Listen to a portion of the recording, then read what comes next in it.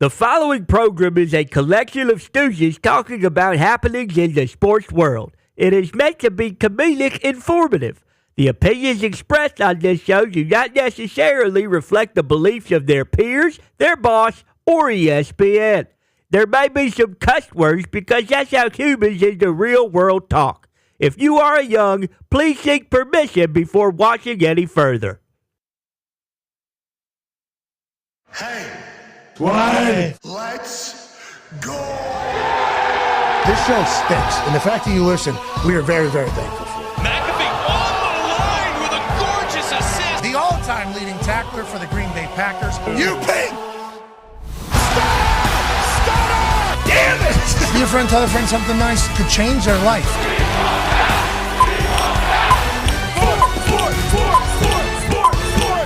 Hello, beautiful people. And welcome to our humble abode, the Thunderdome, on this NFL schedule release day. Also, the Pacers are in the ECF. Wednesday, show starts now. Sports are happening all around us, and obviously in this particular city, with this particular team, they punched their ticket to the Eastern Conference Finals once again. Last year, they lost 4-0 to the Boston Celtics in the Eastern Conference Finals. They were a team that was not expected to make it to the Eastern Conference Finals. They were not a team that was expected to be one of the 4 teams left in the NBA all season long, and then they go on this miraculous run last year, captivate this entire city, this entire state, this entire fan base, and then this year, the beginning of the season, they're not that great. And then post All-Star break, they have been the best team in the NBA, both record-wise and optics-wise. They are led by Tyrese Halliburton, who was voted the most overrated player in the NBA. There's a lot of these basketball journalist people that are saying, yeah, he's a pretty good player. He's a pretty good player. He's pretty good. Yeah. He's fucking led his team to the Eastern Conference Finals in back-to-back years as a 24-year-old. He's an Olympic gold medalist. Didn't get to play.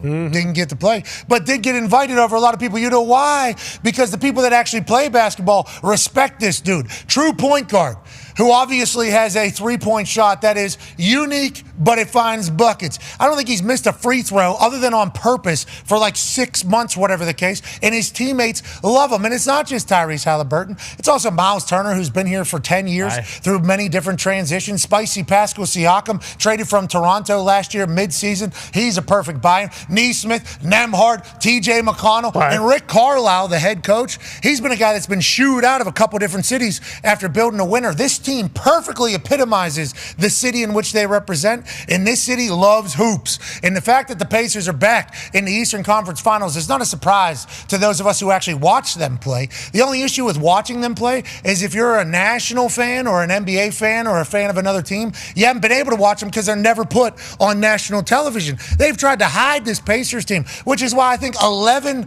out of 11 people on ESPN projecting what this Cavaliers series were going to go, projected the Cavaliers to win in either a gentleman's sweep, an outright sweep, or in 6 or 7 games, because nobody has seen this Pacers team play. If you've watched them play since the All-Star break, they're fast. They're so fast. They'll run your ass out of the gym. Everybody's like, well, they play against teams that aren't healthy. Well, that's because in a best of 7, taking on this Pacers team, they're setting the pace, brother, and that thing is moving. You're going to have to keep up. Now, it stinks that Donovan Mitchell hurt his ankle and he wasn't fully healthy. Mobley was playing. Turner, everybody was playing on the number 1 seed Eastern Conference Cleveland Cavaliers team. And I must say, watching Donovan Mitchell do his thing was fun. Now, I posted about Donovan Mitchell last night. I said, you know what? It's been fun to watch Donovan Mitchell in this particular series. He's a dog. It does feel like he's battling through a lot. Everybody is. It's a long season, everything like that. All anybody responded to me is, he's a free throw merchant. He's a free throw merchant. Oh. He gets more calls than anybody. It's like, also, he hucks up threes like this, and somehow they fall. It was very obvious he was carrying that Cleveland Cavaliers team on his back. When he was not doing great, they were not doing great. He had 40 in a game against the Pacers. He had 35 plus last night. I mean, this dude was fun to watch. I had no idea he gets as much hate as he gets as well on the internet. But nonetheless, number 1 seed, great season out of the Cleveland Cavaliers. Great season. Not everybody can make it to the Eastern Conference Finals. No. Pacers can, back-to-back years, and maybe finally they'll get some respect. And maybe finally they will think to themselves, maybe Tyrese Halliburton is He's a leading man. This guy is an absolute superstar. And I know he won't say it because he is a humble superstar, and that might be a part of his problem. He's a funny dude. He's got a lot of moxie. Will rather do a sick pass to somebody than take it to the rack. Will, if he has to, won for 30, obviously, last night in a series tie. Plus 54 in minutes over the last 2 games against the Cleveland Cavaliers when Tyrese Haliburton was playing. So, the guy can score, is willing to score, but he's a team-first guy, and I think that's why the boys all buy in. We'll be talking to Tyrese in 5 to 10 minutes or so, obviously late night, traveling back from Cleveland after demolishing them in a gentleman's sweep to get to the Eastern Conference Finals. But, yeah, it's a great time to be in Indiana. And at SmackDown, what was the date of that SmackDown, Foxy? January 31st. January 31st said this. How excited are you to have the Royal Rumble in Indianapolis? I'm very excited.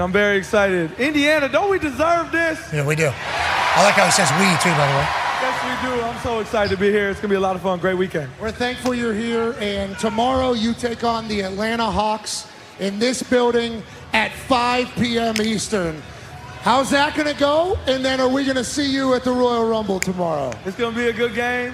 Pacers are hot. We had a great January, and we just want to keep it rolling. So, the goal is to get a win and get to the Rumble.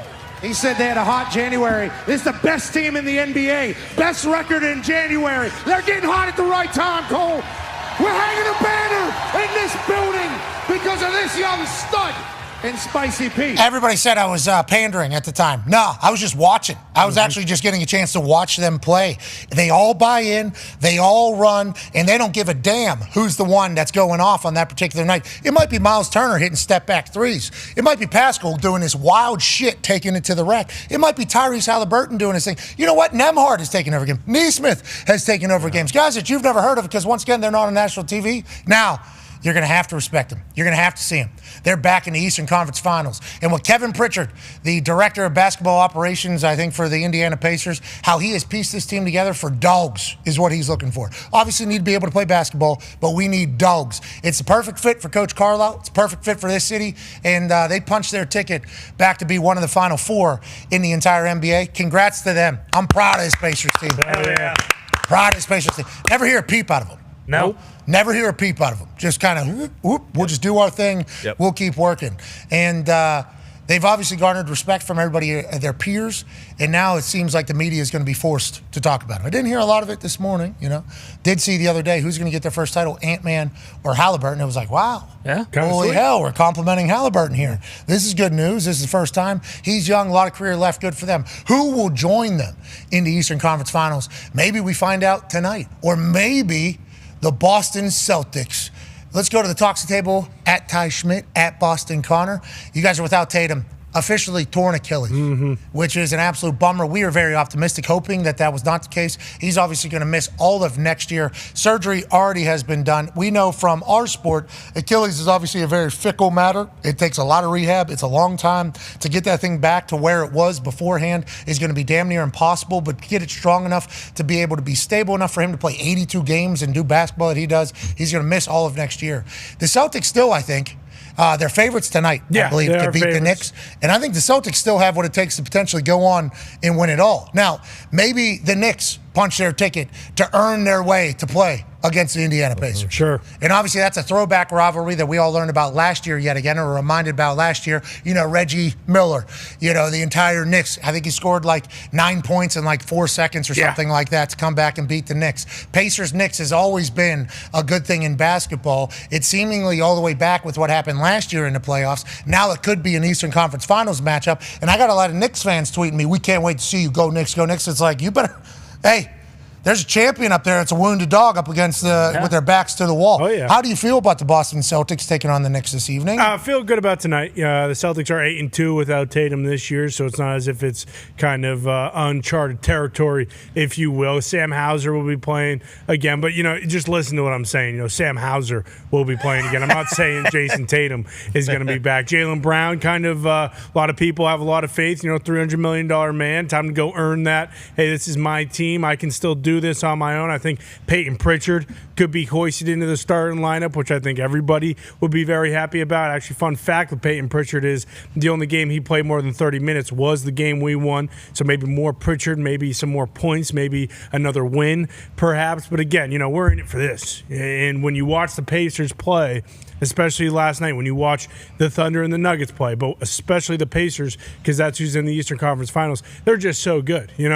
They were down by 20 points last night, and people aren't talking about that. There was a stat, 2 of the largest comebacks in closeout game history for the playoffs. They have 2 of them this year. The last series against the Bucks, they were down 20, and then the Pacers last night, they're down 19 against the Cavs. So when you talk about kind of rising to the moment, and that's an easy spot to be in. Hey, we're on the road. It's game 5. Everybody's expecting us to win this. We're up 3-1. We can go home and play on our home court, which they've only lost once when Halliburton's playing. I think they're 9-1 at home court with Halliburton playing. So it's one of those things where, hey, let's just punt on this game. We've actually seen it. The Cavs did it in Game 4 against Golden the State Pacers. did it again, I believe, whenever after Steph got hurt. The Nuggets kind of did it in Game 4 as well. And the Pacers don't do that. Carlisle gets the boys going, so it's awesome to see that. But when it comes to the Celtics tonight, Game 5, sure, I could see the Celtics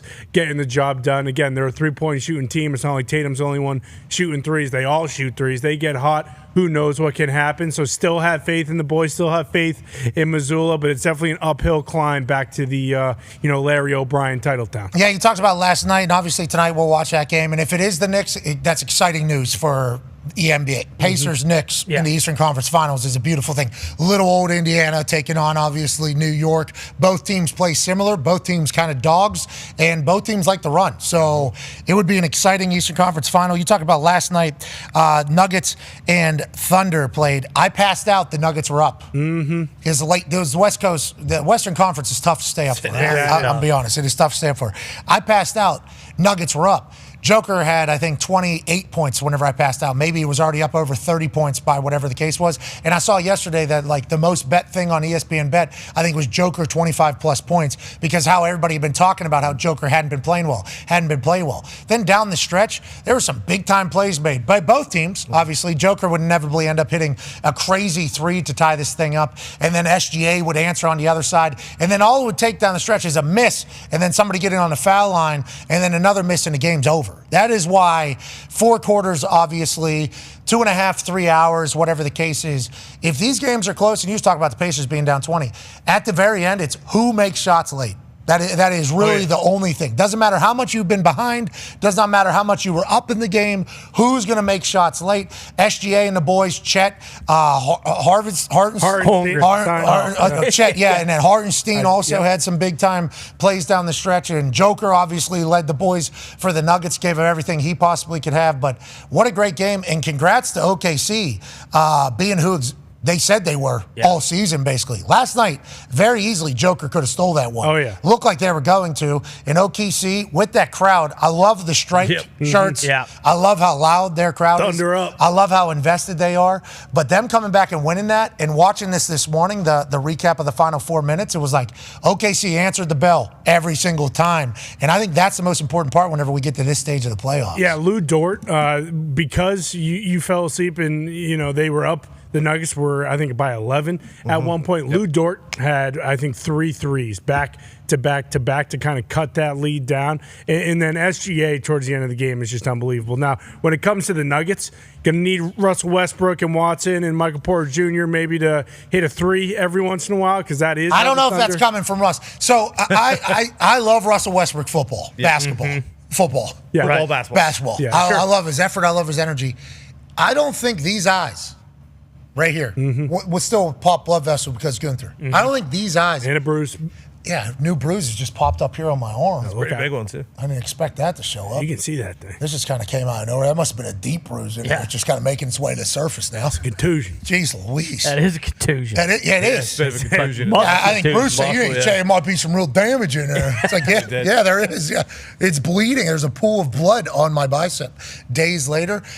So I don't think these eyes, though, have seen Russell Westbrook make a 3 in some time. Yeah. But Joker and the boys will send it out there, and he's always wide open. I think I know why he's always wide open. But his confidence just to go up and huck that thing, immaculate. Always. Part of the reason why I love Russell Westbrook, but there was a time during a run in the fourth quarter where he gets balled 3. He shoots that thing out of bounds. Mm-hmm. I mean, it ends up Happened twice. Yeah, it ends up going out of bounds. It's like they do need to make. If you can make shots late, you win the game. Yeah. And I love what Russell Westbrook has done. I love him on that Nuggets team. But there's times where he has nothing but space. I think he should just maybe take a step in. Like maybe a couple steps in. Sure. And just maybe see if it's a little bit easier there. But nonetheless, OKC is who they said they were all season. And the Indiana Pacers are exactly who we said they were all season. Joining us now, ladies and gentlemen, young superstar who has found himself in the Eastern Conference Finals for the second year in a row. Leader of this Indiana Pacers team, ladies and gentlemen, last night had 30-plus points. 31, I believe. Tyrese Halliburton. Yeah, Tyrese. Congrats, dude. Always appreciate the intro. Always appreciate it. I don't know who made this shirt, if you're associated with it, but it got sent to the office like 2 days ago, so I figured I'd wear it just to show respect to you and the Pacers, because it feels like everybody's been talking about you and the team the same exact way. And I saw you give the interview last night after the game about outside noise. The only thing that matters is how we believe in there. You guys definitely use that as chips, though, right? I mean, all 11 people that were predicting this series had you guys lose it from ESPN. I assume the same from TNT. Do you use that? Does Coach Carlisle bring that up? How often do you guys chat about the disrespect outside of maybe you and the fan base? Oh, all the time. I think it's all the time. It's fuel we use. I think we have a lot of guys who have been overlooked at some point in their career. I think the majority, our starting lineup, you look at it, Andrew Nembhard is a second-round pick. Aaron Nesmith gets traded, and Bleacher Report puts out a meme of calling him a paperclip when he gets traded. Miles Turner has been in trade rumors his whole career. Pascal's started the game late, and it's been a big addition for us. And then we got a lot of guys like that who can all relate on that level. We've all been overlooked at some point. We just we use it as fuel to try to do something special. Do you think Kevin Pritchard's looking for guys that are dogs? Like, do you think that is your culture? Do you think you guys have more dogs than most teams in that locker room? I think he's looking for guys who play the right way and are willing to play our way. I think we got a lot of guys who just fit our style of play. You hear people talk about how fast we play, how hard we play, and I think that's a buy-in from everybody. Even our guys, even our two-way guys who aren't even allowed to suit up right now. How hard they're going in their workouts, even though they can't play, and helping us with scout team and all that stuff. It's just it goes through our whole organization. So definitely a special group we're part of, and doing some special things right now. Coach Carlisle looks like Jim Carrey. Exactly. Certainly looks like Jim Carrey. He's had success in different places. He doesn't really get too high ever. Really doesn't feel like he's not too. Last night, his big thing was we're 8 wins away from NBA championship. He's like, congratulations, you've earned it. We're 8 wins away now from an NBA title. Pacers on 3, 1, 2, 3 Pacers. That was basically like the call up in the locker room from what I saw. I don't know if he's speaking before that. Then when he talks to the media, it's the same exact thing. It's like when you guys were up 3-1, he was like, we don't care about being up 3-1 because Cavaliers don't care that we're up 3-1. Is he always just always blinders on type guy? What is Coach Carlisle like day to day for you guys? Yeah, I think he is a very super serious person. I try to joke as much as I can to try to get him to, crack a smile or laugh from time to time. During playoff time, it's hard. If I could get him to smile or laugh during the playoffs, it's a pretty special moment for me, something I cherish. So, I know he's the guy who always is setting the tone with, his sternness and being serious. And, I feel like it's kind of my job to, I'm the point guard, so I got to kind of be the coach on the floor to share that messaging. But at the same time, keep everybody loose and having fun. Let them know it's just basketball. So let's just go out there and hoop. Yeah, I think you said that whenever somebody was saying something, you're like, it's just basketball, it's not that serious. And then you just kind of kept it moving. But basketball is obviously something that this city and this state love. I mean, this is a basketball state. Before Peyton, as you get a phone call from Coach Carlisle saying, keep my name out of your fucking mouth. Okay? Keep your name out of my mouth. Coach Carlisle called. But before Peyton Manning got here, this was a racing in basketball state a racing and basketball city. Obviously, the Indy 500 is here every single year, the largest sporting event on earth, and all the Indy cars are based out of here, so the Indy drivers are actually like famous here in Indianapolis. The Pacers had obviously been something that's been beloved, and the Indiana Hoosiers are beloved. So then Peyton comes in here and kind of turns it around. But there's a time coming up now where I think the Indy 500 is happening during the day, and then there's an Eastern Conference Finals game happening at night. And I assume that would be to the detriment of us. Every Indiana person I talk to, like, that's the greatest day in the history of double dip. That's the greatest day in the history of Indiana. Let's talk about you being back in the Eastern Conference Finals. Coach Carlisle has won a title before with Dallas, so obviously he has been there and he has seen it before, and he can obviously say those things. For you, getting a chance to experience the Eastern Conference Finals last year and then getting a chance to do it again, what have you guys learned? Are you like a more mature team, you think, from all the experiences from last year? Or does that not really matter? You just kind of got to focus on today?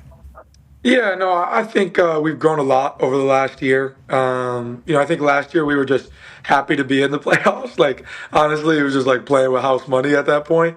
We were just happy to be there. And I think this year we came into the year with real internal expectations to get back to here and beyond and win a championship. That's been our goal all year, and we're 8 wins away from doing that. But we know there's a lot of work in front of us. But after we won yesterday, I'm sitting in the locker room just kind of feeling it, because I don't want to take winning for granted. That's something that I've heard a lot from my vets in my time in the league is don't take it for granted. It's special stuff happening. And, a couple of years ago, I was at the draft lottery representing the Pacers, and I was sitting there, I was like steaming. I was like, I do not want to be here right now.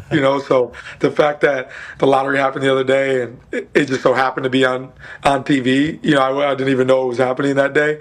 That's a pretty cool feeling. Something I don't want to take for granted. And last year, I got hurt after, in game 2. So, I'm just excited to, be in the Eastern Conference Finals and get the chance to, get to play, because last year getting hurt in game 2 was frustrating. So I'm looking forward to, hopefully having a healthy series and being able to, compete. Yeah, you're only going to get a chance to win so many playoff series. They only come so many. So you got to enjoy those moments wherever they come. And also, nobody's going to remember it if you don't win the next series. So if you don't enjoy that moment right there, you potentially miss it all. Like last year, nobody really got to enjoy the Pacers season in the miraculous playoff run because of how it ended, legitimately. And then right into the Olympics, then we're right into the season. It's like nobody really took in how awesome of a run last year was. I'm happy to hear you have a little bit more presence about you to enjoy the good times, because who knows if they're ever going to come again. They will, hopefully. You never know what's going to take place. Yeah. Let's talk about that series a little bit. Ty has a question for you, Tyrese. Yeah, Tyrese, there was a stat going around last night that said the Cavs are 0-5 against you guys at home this year and 36-5 against everyone else in the NBA. And Pat mentioned it before he came on about how, I know you guys don't give a shit about it, but ESPN, all the NBA analysts, no one picked you guys to win and all that kind of stuff. Why do you think you had the Cavs number, and what is it about like you guys as a team that matched up so well with them? Because coming in, everyone was talking about how good the Cavs were all season, and no one really, except maybe with the exception of a few people and you guys in the locker room, expected you guys to win the series. Yeah, I don't know if it was necessarily like we have their number, we have them super figured out or anything. They're a hell of a team, and they do so many things so well. But I think that our focus was just coming in and being us, playing Pacers basketball. We don't really – I feel like that's the most important thing every series is just being who we are. So, no matter how teams guard us, we're going to run, get up and down, dictate the pace. And then defensively, if we can get enough stops to be able to play in transition even more, I think that really plays to our favor. So I thought we did a great job of getting stops, getting out and running. The only game we lost this series, they dictated the pace, they dictated the physicality. And that was a recipe for disaster for us in game 3. And I thought we did a great job responding in game 4 by getting stops. They had 39 points at halftime. We had a hell of a shot making game that game. Definitely big hoop. Yeah, big hoop that night. But I feel like a lot of it was we were getting stops, getting out in transition, and then obviously playing in Gamebridge with the crowd behind us. The rim it felt like you throw it in the ocean. So I think the biggest part for us was just. This is it. This is ESPN. Yeah. Yep. Shit.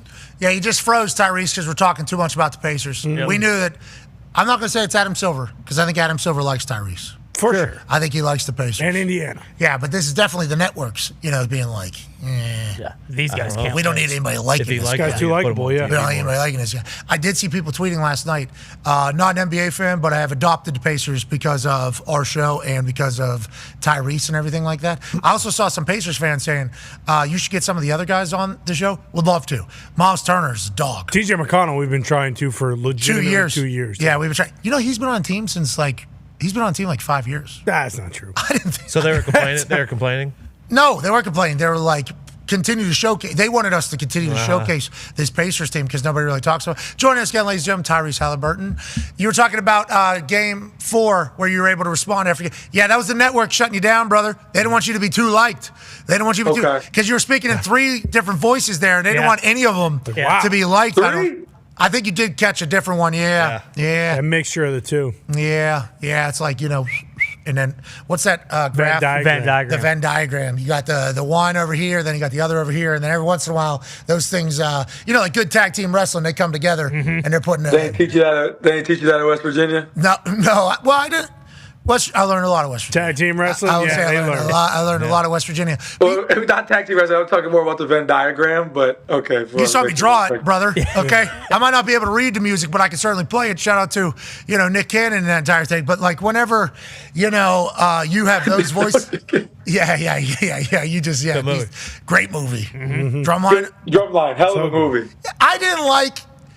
and I don't know what the head guy is named in that entire world or whatever, the coach, the boss, whatever. The head of the P1. Yeah, I appreciate him kind of, laying it on a little bit, good coaching and everything. Yeah, sure. But when push comes to shove, the fucking guy had it. Let's not be worrying about the little things. Let's worry. That's why they suited him up for the biggest game. Bingo, and they had to. And they knew they had to. Because when he...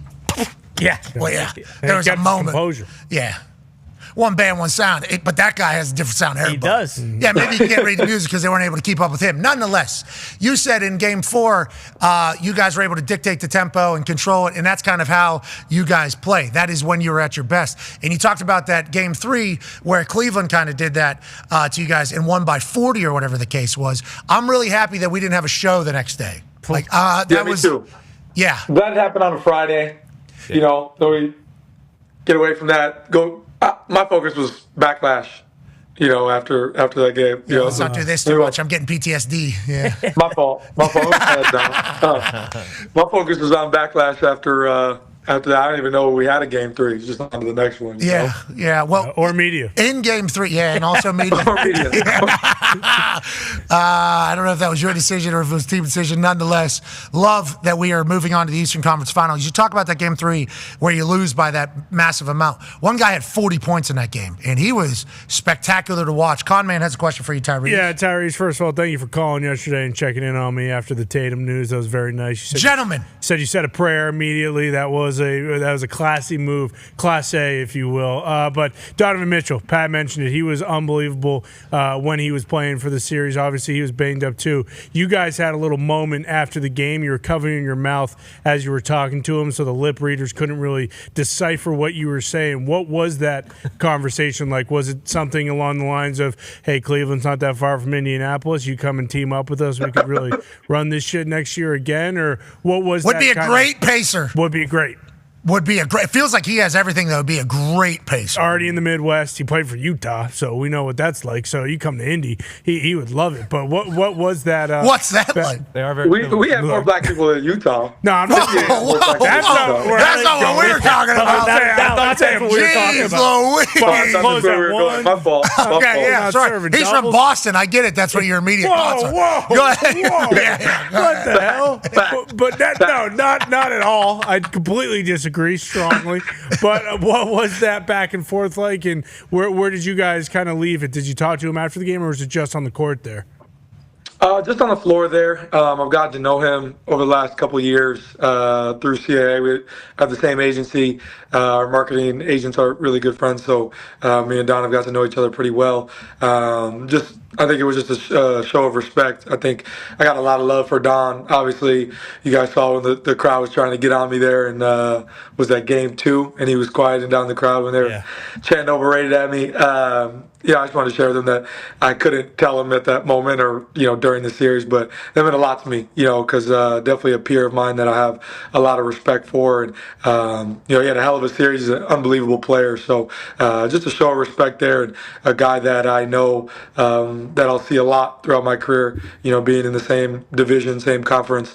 And so just love competing against that guy. Great dude, great competitor, and it was a lot of fun. He gets a lot of heat, too. I tweeted about it was fun to watch him. Like, it was unbelievable to watch this guy this series. I don't get to watch as many Cavs games because, just like you guys, they don't get a lot of respect in the national primetime kind of slots throughout the season. And then all anybody responded was like, free throw merchant, this guy's bullshit. It's like, what? Are we watching the same? Are we watching the same guy? He gets a lot of heat, too. Why do you think guys like you, guys like him, maybe don't get as much respect? Do you think it's smaller market stuff? I mean, it's not even that, though. It's like, I think it's just, sometimes they're just miserable sports fans in every sport. True. There's just people in every sport who are like, if my team's not doing well, I got to talk negative about somebody else. Or, hey, he's doing well against my team, I got to talk negative about him. Like, that's just how sports and competition work. I mean, everybody has critics. You have critics. On your show, I have critics in what I do. Jesus had critics. We all got critics. So, amen. Jesus did, didn't he? A lot of critics. Yeah. Still does. More than most. So, it's all part of it. Could you imagine if there was social media when Jesus was doing his stuff? Oh my gosh, the amount of his mentions.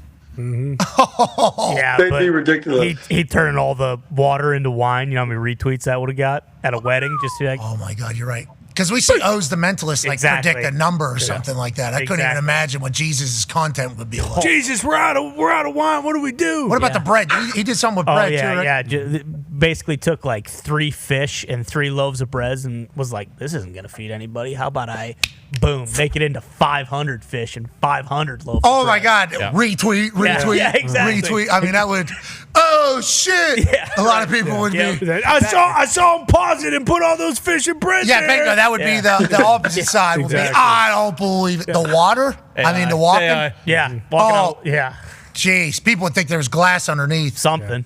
Oh, he's on one of those the. You can see the strings holding him up. You can see the wires. This is why Chris Angel, the hate he gets is bullshit.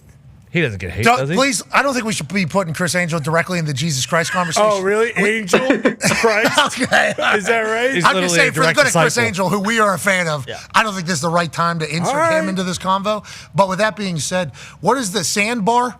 That's like whenever that's what people would say. You can see the sandbar. He's walking on it the whole way. Yeah, and that's why, that's why people say, I could walk on water, and people say it's because I can't swim. Mm-hmm. You need to just keep going, Tyrese. Don't listen to any of these people, I will say, though, you shooting threes, you're a much better three-point shooter than anybody gives you credit for, I think. And do you agree? Have you always been this way, or have you worked on that? Because I feel like for point guard, that is a great weapon to have, especially because how much you got to move, and then obviously drive, dish, pass, get the ball back. Feels like being able to dribble, being able to pass, and being able to shoot a three are like the 3 most important things for a point guard.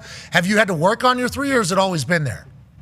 Yeah, I mean, I have to work on it every day. Coming into last night, I had been shooting the ball awful all playoffs from 3.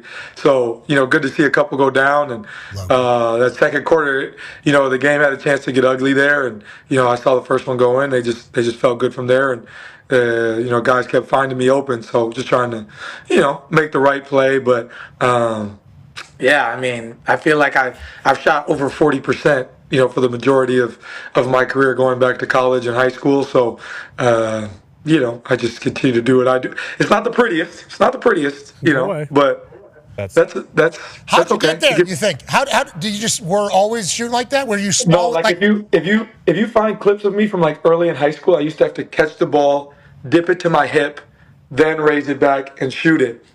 And then I met this coach, Coach B, who was my AU coach all freshman year, all throughout high school. Now, runs my AU program. He used to have me do the mic and drill every day. I don't know if you guys know what that is, but you shoot layups. you shoot layups on both sides. You grab the rebound, you shoot it. Grab the rebound, shoot it.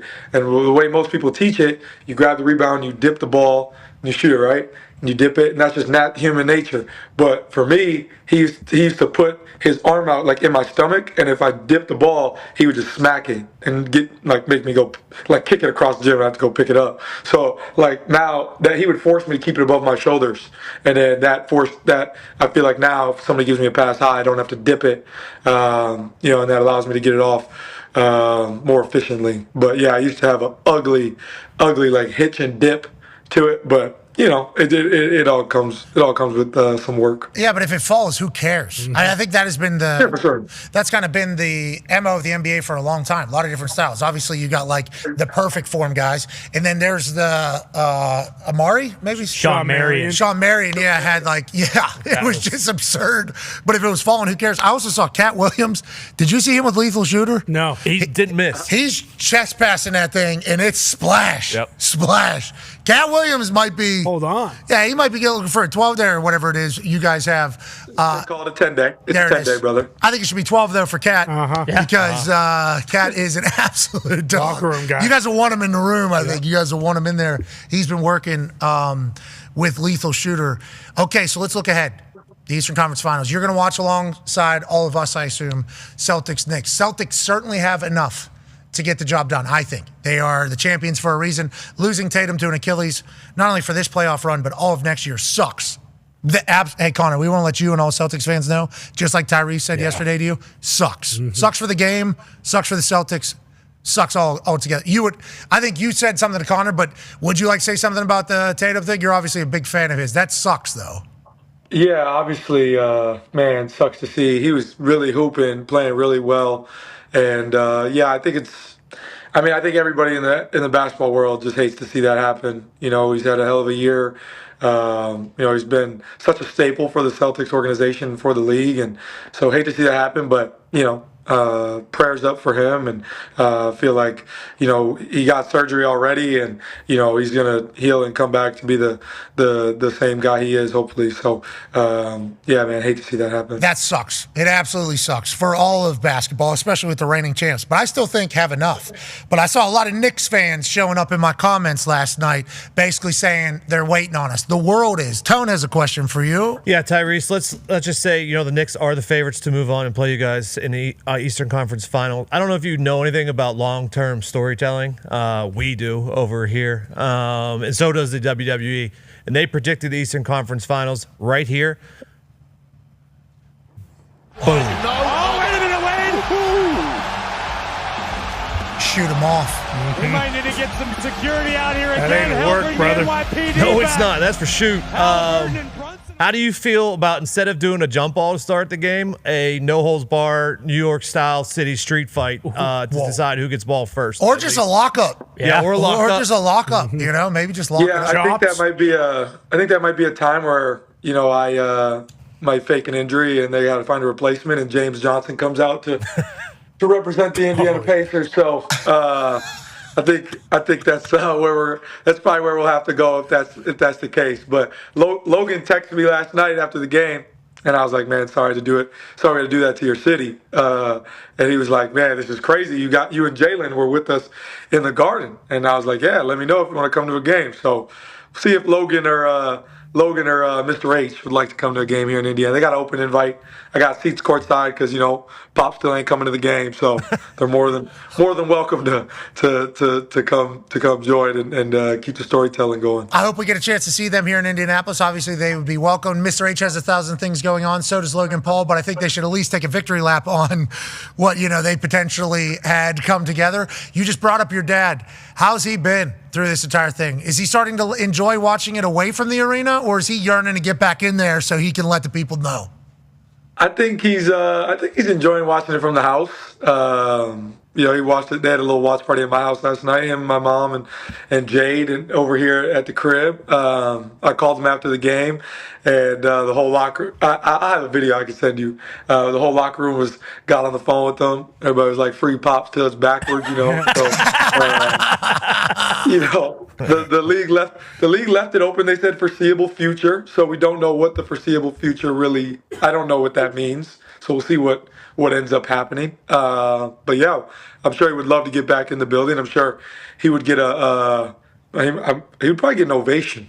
Just probably. Yeah. They should let him stop the game. I think at that point with the whole WWE thing, I think they need to like stone cold glass shatter.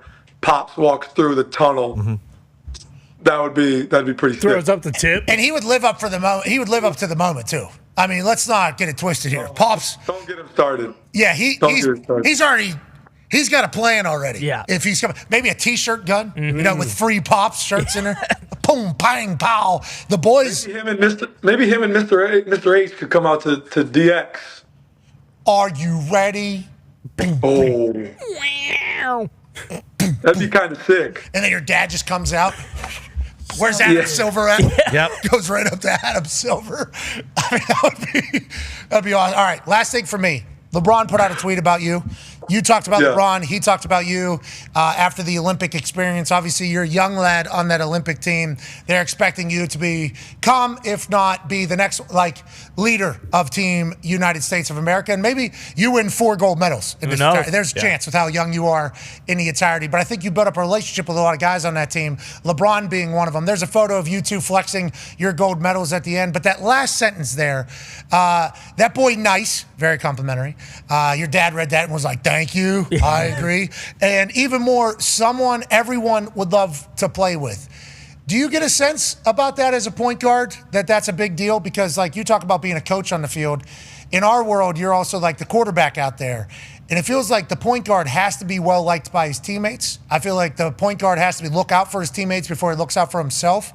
Is that kind of your mindset? And do you think you're a throwback style point guard, which is why maybe LeBron and the other boys enjoy your style of play? I just feel like I'm maybe part of maybe a little bit of a dying breed in our league. I feel like I'm, a true pass first point guard. I feel like that's not as common these days. But I just try to play the game the right way, man. Try to, I want to play the right way and I want to win. That's the most important thing for me. So I'm sure it's easy. I mean, Ron said people would want to play with me. Yeah, if we're winning, I'm sure people would love to play alongside me. But I think our group in general, I think we have a group that people enjoy to watch, people enjoy to cheer for. I think that's why we got, our fans here in Indiana love getting behind this group. And, we're getting people like you out of, used to, the Pacers kind of kept at arm's distance, but we're bringing you back in, you're back in. And that's happening with a lot of people out there. And that's cool to see. And, the Bron thing was super, super cool. We texted back and forth last night. I've grown a lot of cool relationships, from that Olympic experience, and it's been really cool. But yeah, we're not done. We still got a lot to go. Okay, let LeBron know next time you text him. We appreciate the hell out of him for the LeBron conversation. Yes, conversation. I'll make sure I let him know. Yeah, please do. I've not talked to him since then, but please let him know. So I've tried to say it publicly, so maybe he'll make way to him. We are very thankful for the LeBron conversation, and we are still all very amazed with how fucking big he is. Yeah. He is. You all are so big. I watched that clip. I don't know if you saw it earlier. We ran the clip from the SmackDown before Rumble when you came out with me and Michael Cole, and it's I am clearly, and you're nowhere near the tallest guy on the court.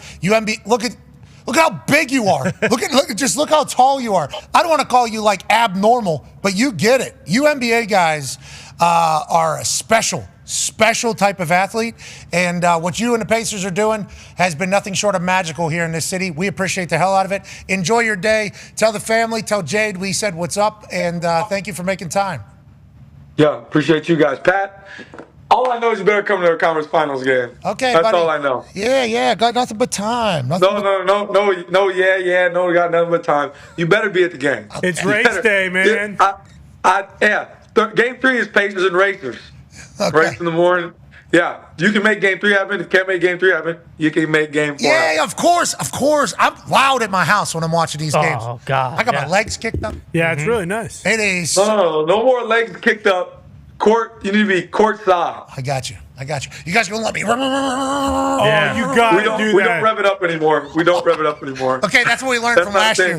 That's what we learned from last year's playoff run. Got it. Yes, but we can give you a mic and let you, do your promo. Okay. Stephanie McMahon, Stephanie's place said she learned promos from you. We could, you could get your promo off right there. Hey, that was a pretty good episode, wasn't it? That was a great episode. Yeah. Great episode. I watched it. I was like, man, you guys were like really nice to me. That never happened. Normally, whenever I take my time to talk to somebody and they're either writing something or creating something, it's just a burial of me. And it's like, oh, I'm happy I spent my time doing that with you. I didn't know that was an angle that you could even take from what we talked about. They were very kind to me. Stephanie was very cool to me. And I think it told a story well of how much wrestling can do and how much wrestling can, help folks. And I think you're one of the people that believe the same thing, as do we. And I can't wait to watch you do your thing in the ECF, brother. Good luck the rest of the way. Yeah, appreciate it, bro. Appreciate it, guys. You're the man. Ladies and gentlemen, Tyrese Halliburton. Hey, Tyrese. Perfect superstar. Yeah, especially for Indiana. Absolutely. But if he was even in a big city, I think. Oh, it'd be. Especially with the shit he does and the way he plays. Yeah. Because he's kind of a nerd. He has nerdy qualities about him. I think he said something about Catan. Yeah, Settlers of Catan. Yeah, he said, I've never played chess before, but I think I played Catan, which I think is like a similar thing or whatever. Well. Loves wrestling, as do we, so I'm not saying like that's nerdy, but like a lot of the things he's interested in. Yeah, went to Iowa State. No. That's part of it. That's part of it. That's an Iowa grad. They're talking about that, but it's like loves video. Like everything about him is like maybe more relatable than any NBA superstar that I've ever encountered. But then on the court, dog. Yes. Like absolute dog on the court. And he wants his team to do what? Point guard. Like that is literally what he wants. It's been perfect for him here in Indy. Well, that's why some of these small market teams, like we talk about how the NBA doesn't see, a lot of fans don't see teams like Indiana because they're small market. But now these small market teams have massive stars. Like Halliburton, Minnesota with Ann Edwards, Oklahoma City with SGA, like 4 of the last, 4 teams possibly, or 3 of the last 4 teams possibly will have these smaller markets. But what's Denver considered? Small. I think they're small, but because they just won a title a few years ago, they've been on a much bigger market because of the Jokic. They're bigger than the other ones. 3 MVPs, yeah. Colorado, they went on that run where the Avs won a title, the freaking Nuggets won a title, and all those things. So they're getting bigger. Yeah, I think so. Basketball's in a good spot. A lot of young superstars. Yeah. Brunson, if it is Brunson and Tyrese, that's. Yeah. Here we go, brother. Mm-hmm. Cinema is about to take place. Absolutely. We will be off tomorrow and Friday because the PGA Championship is being covered by ESPN. Obviously, this is massive in the golf world. All the megastars will be golfing at Quail Hollow. Joining us now is a man who is a megastar. Ladies and gentlemen, ESPN's Southern Hospitality, Marty Smith. Yeah, Marty! How you doing? Gentlemen, how are we doing this fine day? I look like Skeletor in this overhead sunlight out here at beautiful Quail Hollow. Yeah, I think we're out here. What do you think about this view, Patty? That's not bad. Where are we at? We're at the driving range right now. Everybody's getting warmed up, getting loose for today. Yep, we're out here at the driving range, and I just had a great conversation with Rory McIlroy, who, of course, along with Scotty Scheffler, are your betting favorites this weekend here in the PGA Championship. And for Rory, with great reason. Won the Players' Championship already, finally won the Masters tournament, and thereby the career Grand Slam along with it. And I've known him a long time. I don't know if I've ever seen him this emotionally free as a result of that victory. I was just talking with Rory and his caddy about winning Augusta, and he said earlier today that he won't watch it anymore on TV. He won't go back and watch the footage of that victory at Augusta because he wants to remember it the way he lived it in the film strip of his mind. And I just think that's fantastic. Yeah, I think so too, especially because you could see the weight, kind of leaving his body. You talk about him being mentally free. We saw the moment where it all happened. And if Rory can get back to what we thought Rory was going to be, like 5-6 years ago? I mean, absolute weapon. Scotty Scheffler, though, you talk about the favorites for this weekend, favorites for any golf tournament. This guy's just a different animal whenever it comes to golfing.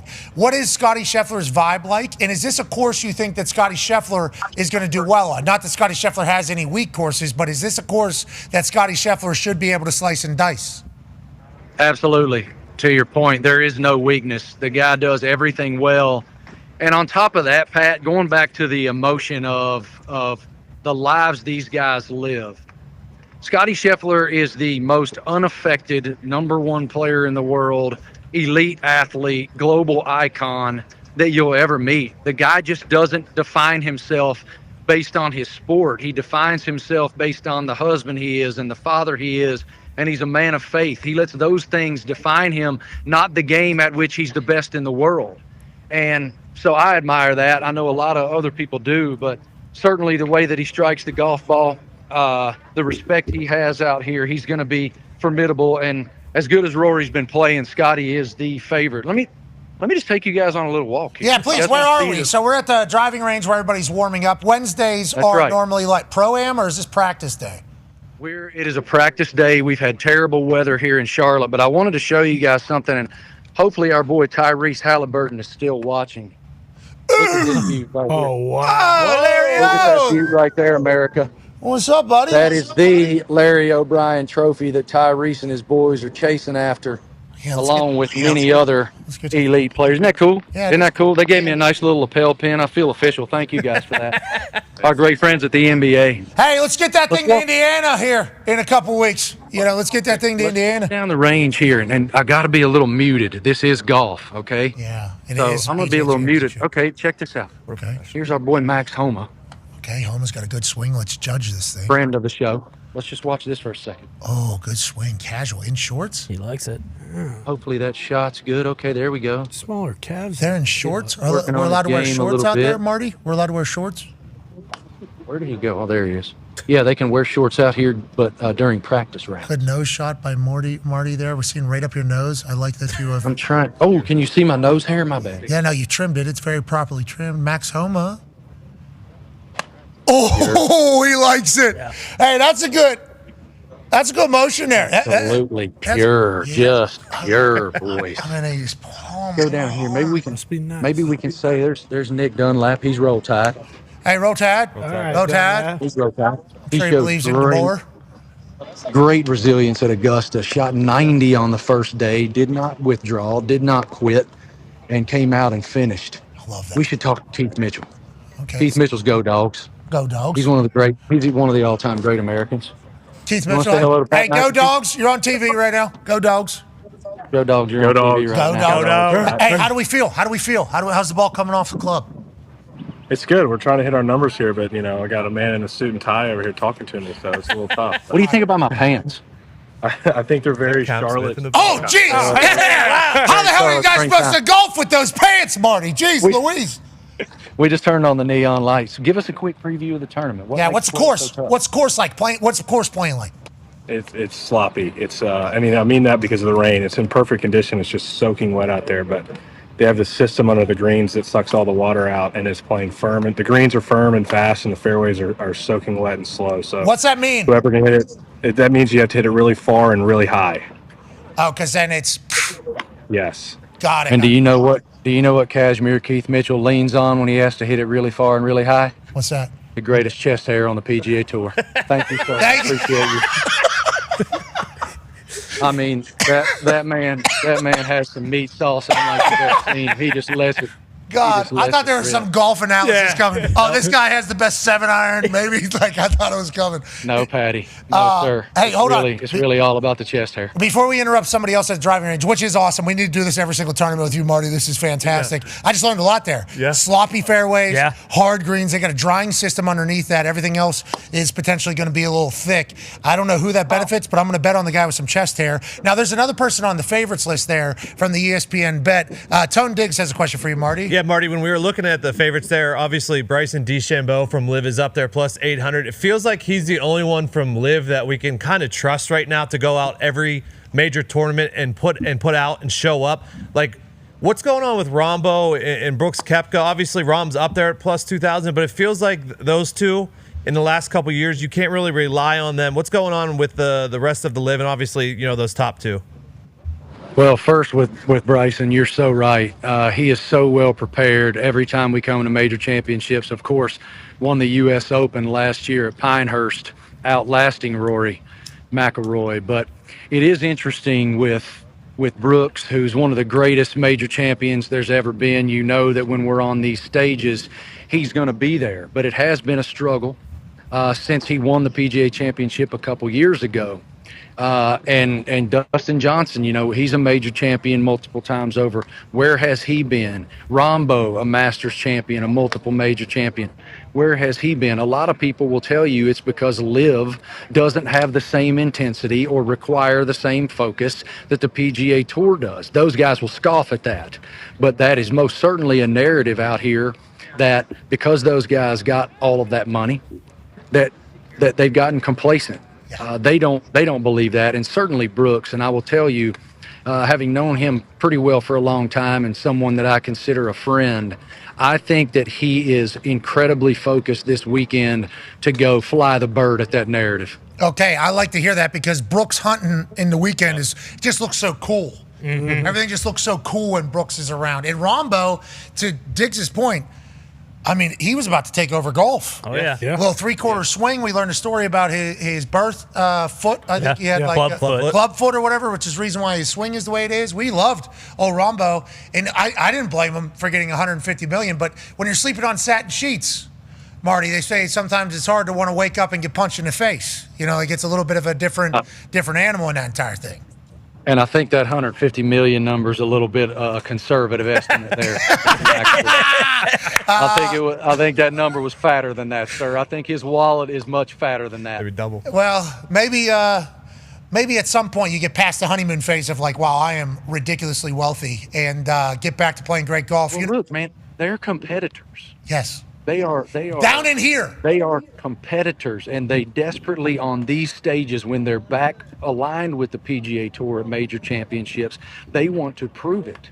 Yeah, and I can guarantee you that any narrative that they aren't as prepared as they once were pisses them off. Yeah. And so we'll see how they respond to that. To your point, there hasn't been a whole lot of competitiveness from Liv other than Bryson in recent years, but all of those guys are really good, and I would love to see one of those guys in contention here on Sunday evening. All right, Marty, in beautiful Charlotte, North Carolina. We have a hard out in 2 minutes, real quick. Okay. The PGA Championship has Scotty, Rory, and Xander golfing together for the first 2 rounds. You talk about everybody being competitors. Who do you think this do you think this helps all 3? Do you think I do. Yeah, okay, go ahead. I do think it helps all 3 because when you're sitting there and witnessing firsthand, you don't have to look up at a leaderboard to see who's doing what. These are 3 of the best players in the world and have been for many years now. Of course, Xander won 2 major championships last year. Rory just won the Masters, and Scotty's the best player in the world. So they're going to be in a position where they're seeing real time for a couple days what the best in the world are doing out here at Quail Hollow, and I think that they all 3 will ratchet up their game to another level. Now, Xander, of course, he's been battling a little bit of an injury. It's been a little bit of an inconsistent year so far, but he's been fantastic in major championships the past couple of years. It's going to be that grouping is just going to be fascinating to watch. Can't wait. Yeah, me neither. And Connor's got the last one for you, quick. Yeah, Marty, real quick. You have any Bojangles from McGee down there in Charlotte? Well, I know that a lot of people in the national viewership and the national consciousness may not really understand just what Bojangles is. Okay, when LeBron James is when it is must eat anytime he comes near Charlotte, North Carolina. You know it's the truth. It is a Charlotte staple. All right, we got to go. We get it. We love Bojangles. Hey, wait a minute. best sweet tea in the world. Okay. I don't know if you boys out there put sugar in your tea. That's but Marty time. Smith. Thank you, Marty. We have an opportunity to give away $75,000 to a kid named Daniel Villasenor. Absolutely. You're a sophomore, correct? Yeah. What is your major? Civil engineering. Okay, so what's that mean? What is civil engineering? I don't really know. Have you ever kicked a ball before? I have. When? Were you a soccer player? Soccer player, yeah. Okay, how were you at kicking soccer balls? Pretty good? I was okay. I was good. Have you ever said anything negative about football kickers? Maybe once or twice. Daniel! Damn, Daniel! We don't need that. You make a field goal here from 33 yards uphill. You're the civil engineer. You'd have to tell me, I think it's about a 40-yard kick. If you're able to do that, we will give you $75,000. All right.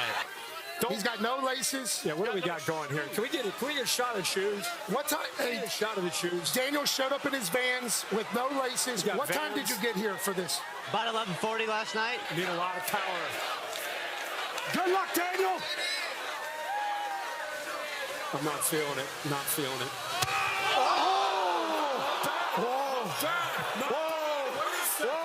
Wait a second.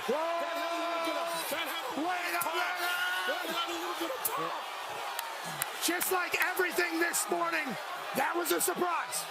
We did not expect that. Let's go. We got to do one more kick for $100,000.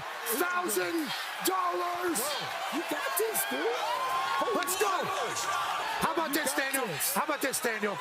Not only is this one for $100,000, if you make it, we'll add another $100,000 to the $500,000 donation we're about to make from College Game Day to the hurricane relief. It could be $600,000 if you make this, with $100,000 going into your pocket. Daniel, this is bigger than you. Let's make a kick, bro. Way to overcome the shoes here. That was a heck of an effort. Come on, you got this. In Berkeley, California. You got it. Oh!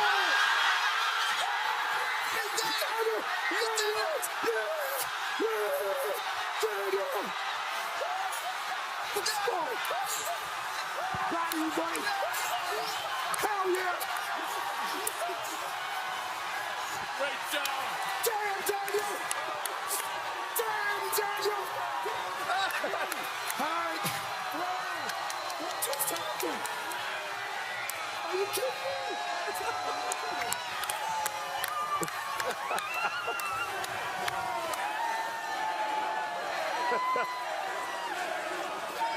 It's fun, man.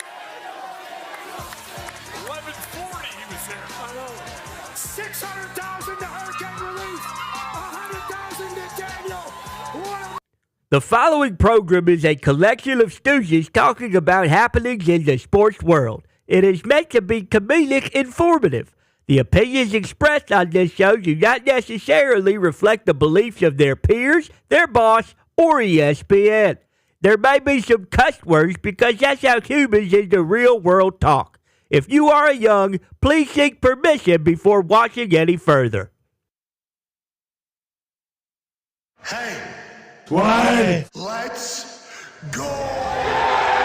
This show stinks, and the fact that you listen, we are very, very thankful for. McAfee on the line with a gorgeous assist. The all-time leading tackler for the Green Bay Packers. You pink. Damn it! Your friend tell a friend something nice could change their life.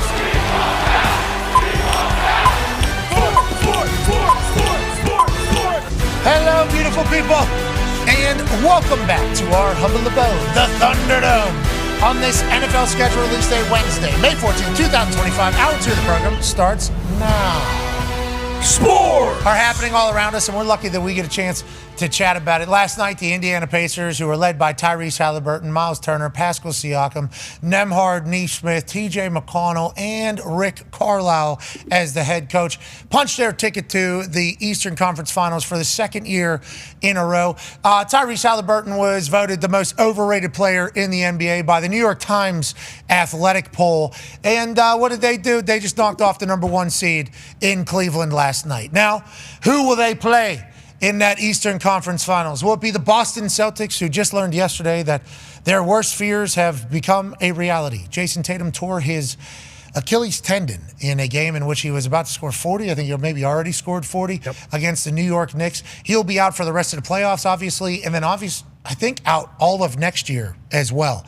An absolute bummer for the sport of basketball and not great for the association, and obviously sucks for all Boston Celtics fan, but the rest of their team is still stacked and still have championship pedigree as they take on a New York Knicks team that if the game is close in the fourth quarter, that man, the Brunson Banner, Jalen Brunson, will make it a Knicks win as opposed to a Knicks loss. Karl Anthony Towns was traded over there, and the rest of that Knicks squad is built for the moment, seemingly. And all of New York City is rallying behind them. They could potentially punch their ticket as well as underdogs in Boston of 4.5 points. That game will start at 7 o'clock on TNT and True TV. Who will be seeing the Pacers in the Eastern Conference Finals? Let's go to the talk table at Boston Corner at Ty Schmidt. Ty, how do you feel about the Boston Celtics' chances without Tatum? Do you think this is a Knicks game, obviously, to win? I kind of get a sense that the Celtics win tonight just because they're not, there's no way they're supposed to win. Yeah, no, I'm kind of in the same camp as Connor. I think there's a good chance that they do win this game tonight. But when you're a Celtics fan or, anyone on the Celtics, like you win the NBA championship last year, so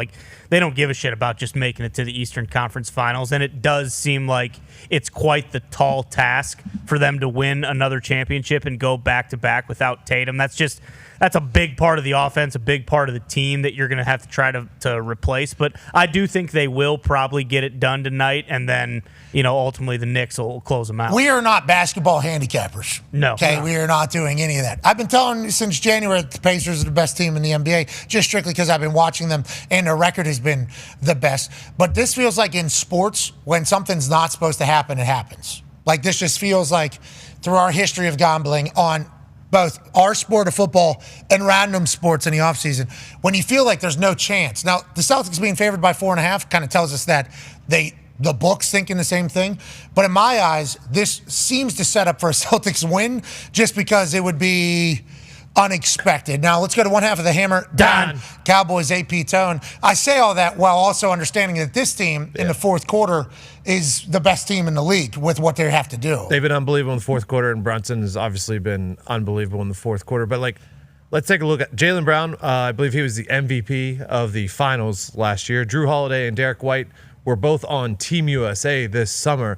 Kristaps Porzingis is still there. Al Horford is still there. Wow. The cupboards are not bare in Boston. Now the Knicks are minus 600 to win the series. Obviously not favorites tonight, but I think there's definitely a world that we live in where this series is not over. Yeah, I saw a lot of Knicks fans just being like, yeah, we'll see you there. We'll see you there. It's like, just like whenever everybody's saying the Pacers were going to get past the Cavs, it's like, maybe. Like, this is best of 7 for a reason. Crazier things have happened. Don't think it's possible with the way this Knicks team is built for them to overlook anybody or kind of lay an egg. But there's a chance that it happens, and that's why, this association best of 7 playoffs has been so electrifying. Yeah, it's been awesome. Look, we're not some rinky-dink operation, okay? This is the Boston Celtics we're talking about, so sure. A game 5. How much you guys sell for this year? $6 billion, which got left off of some people's evaluations of teams, which, again, everyone's bullshit and everyone sucks, so I don't care. I'm looking forward to the broadcast on TNT tonight. I think it's going to be a start-to-finish masterclass just because there's a lot to talk about. But like I was just about to say, we're the Boston Celtics, okay? I understand some teams just want to get to the Eastern Conference Finals, and in this situation, we have now fallen into that category as a team that would be, happy to advance. But we're about banners, okay? We have the most banners in NBA history for a reason. We only are playing for banners. We don't give a shit about beating the Knicks in the round 2. We don't give a shit about beating the Pacers in the Eastern Conference Finals. We give a shit about winning this trophy right here to Larry O.B., which I thought was interesting. They got a fake one at the PGA Championship because the real one's sitting right here next to me. So, I mean, it's cool. It would be a great story. I'm excited to watch the game tonight. I'm excited to watch Jalen and, Derek White and Drew and support my boys. But, again, without my boy, Jason Tatum, who leads the team in points, assists, rebounds, and I believe minutes, it's going to be hard to get me to think, yeah, we're going to be able to go and raise banner 19 without him. But I can also see Jaylen Brown saying, we did this one for Jason. This banner's for Tatum. This one's For Jason. Bingo. Joining us now is a man who's in an attic in Ohio. I'll be excited to get his thoughts on all of this and anything else that he's maybe stewing on, because that's what this guy does. He does. He stews on stuff. He does. He's a college football national champion. He's a Super Bowl champion. He's a Ryder Cup winner, ladies and gentlemen, AJ Hawk. Yeah, what are you Hawker. stewing on, AJ? Is it the fact that they said that Tyrese was the most overrated player in the league and now they're in the Eastern Conference Finals? Or what's really, driving you wild right now in the sports world? Well, yeah, I do sit and stew on things, so I appreciate you let me get that out.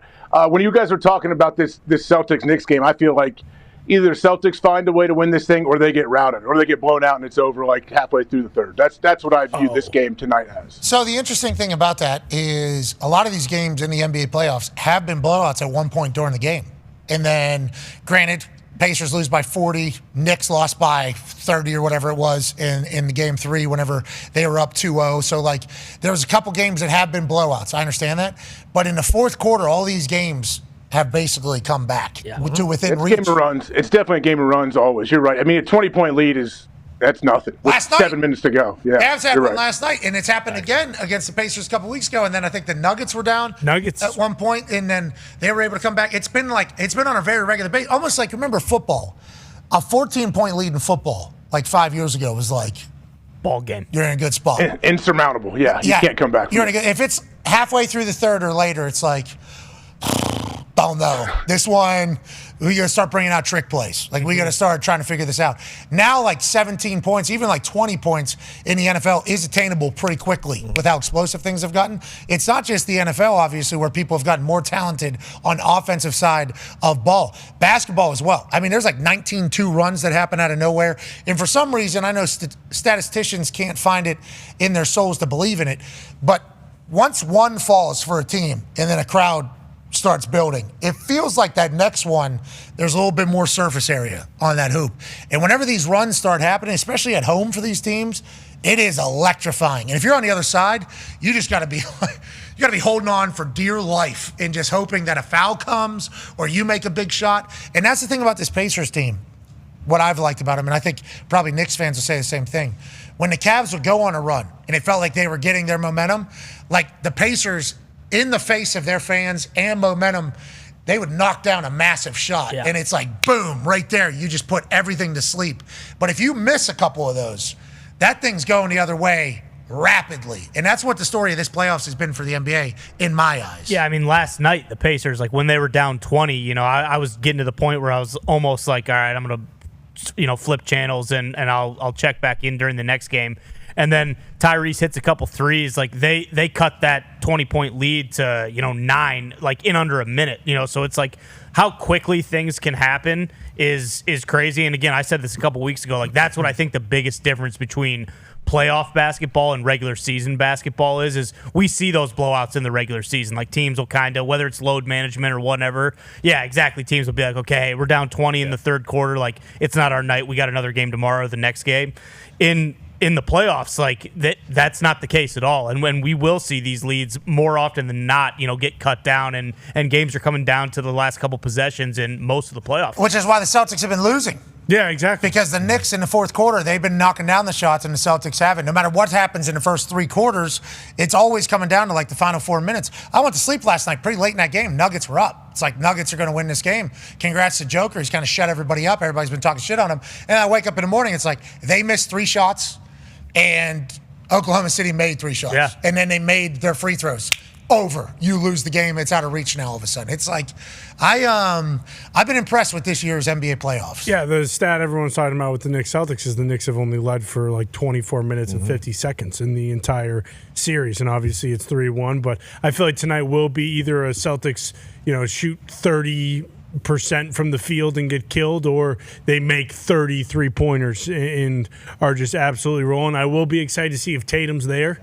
A quick couple days after an operation, maybe he's up in a suite with his leg kicked up and people are going nuts for him and it's a hell of an atmosphere. Or maybe the Knicks just say, you know what, it's been a good run, but it's MSG season, baby. We got home court advantage if we beat these Celtics. Let's just get it done in 5 and we don't have to worry about anybody getting, tired in this next series here. Yeah, and the story of the Knicks Pacers last year was the Knicks got hurt, ran out of gas, and the Pacers ran him off the court and went into Madison Square Garden and did some gardening. Yeah, exactly. Did some gardening. I remember that. And it's become a great rivalry, I think, personally. The Knicks and the Pacers already with the young crew. Let's go to one half of the Hammer. Dahn. Cowboys AP Tone. Yeah, something you guys were talking about there as far as second half comebacks. Now, this is not coming back to win, but teams that trail at half are now 70% against the second half spread in this year's NBA playoffs. They've covered 10 in a row. So if you were to take the team that was down second half spread, they have covered 10 in a row in these NBA playoffs. Good for them.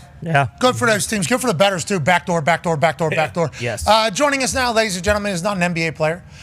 He's actually a Pro Bowl NFLer. I think he's been to the Pro Bowl 4 times, if Connor's math was right here on this particular sheet. Ooh. He's also a guy, I think he owns a race team or a drifting team. You already know, ladies and gentlemen. Tackle for the Buffalo Bills, Dahn. Yeah, Dahn. You already know. Yeah, you already know, baby. How you doing? Know the vibes.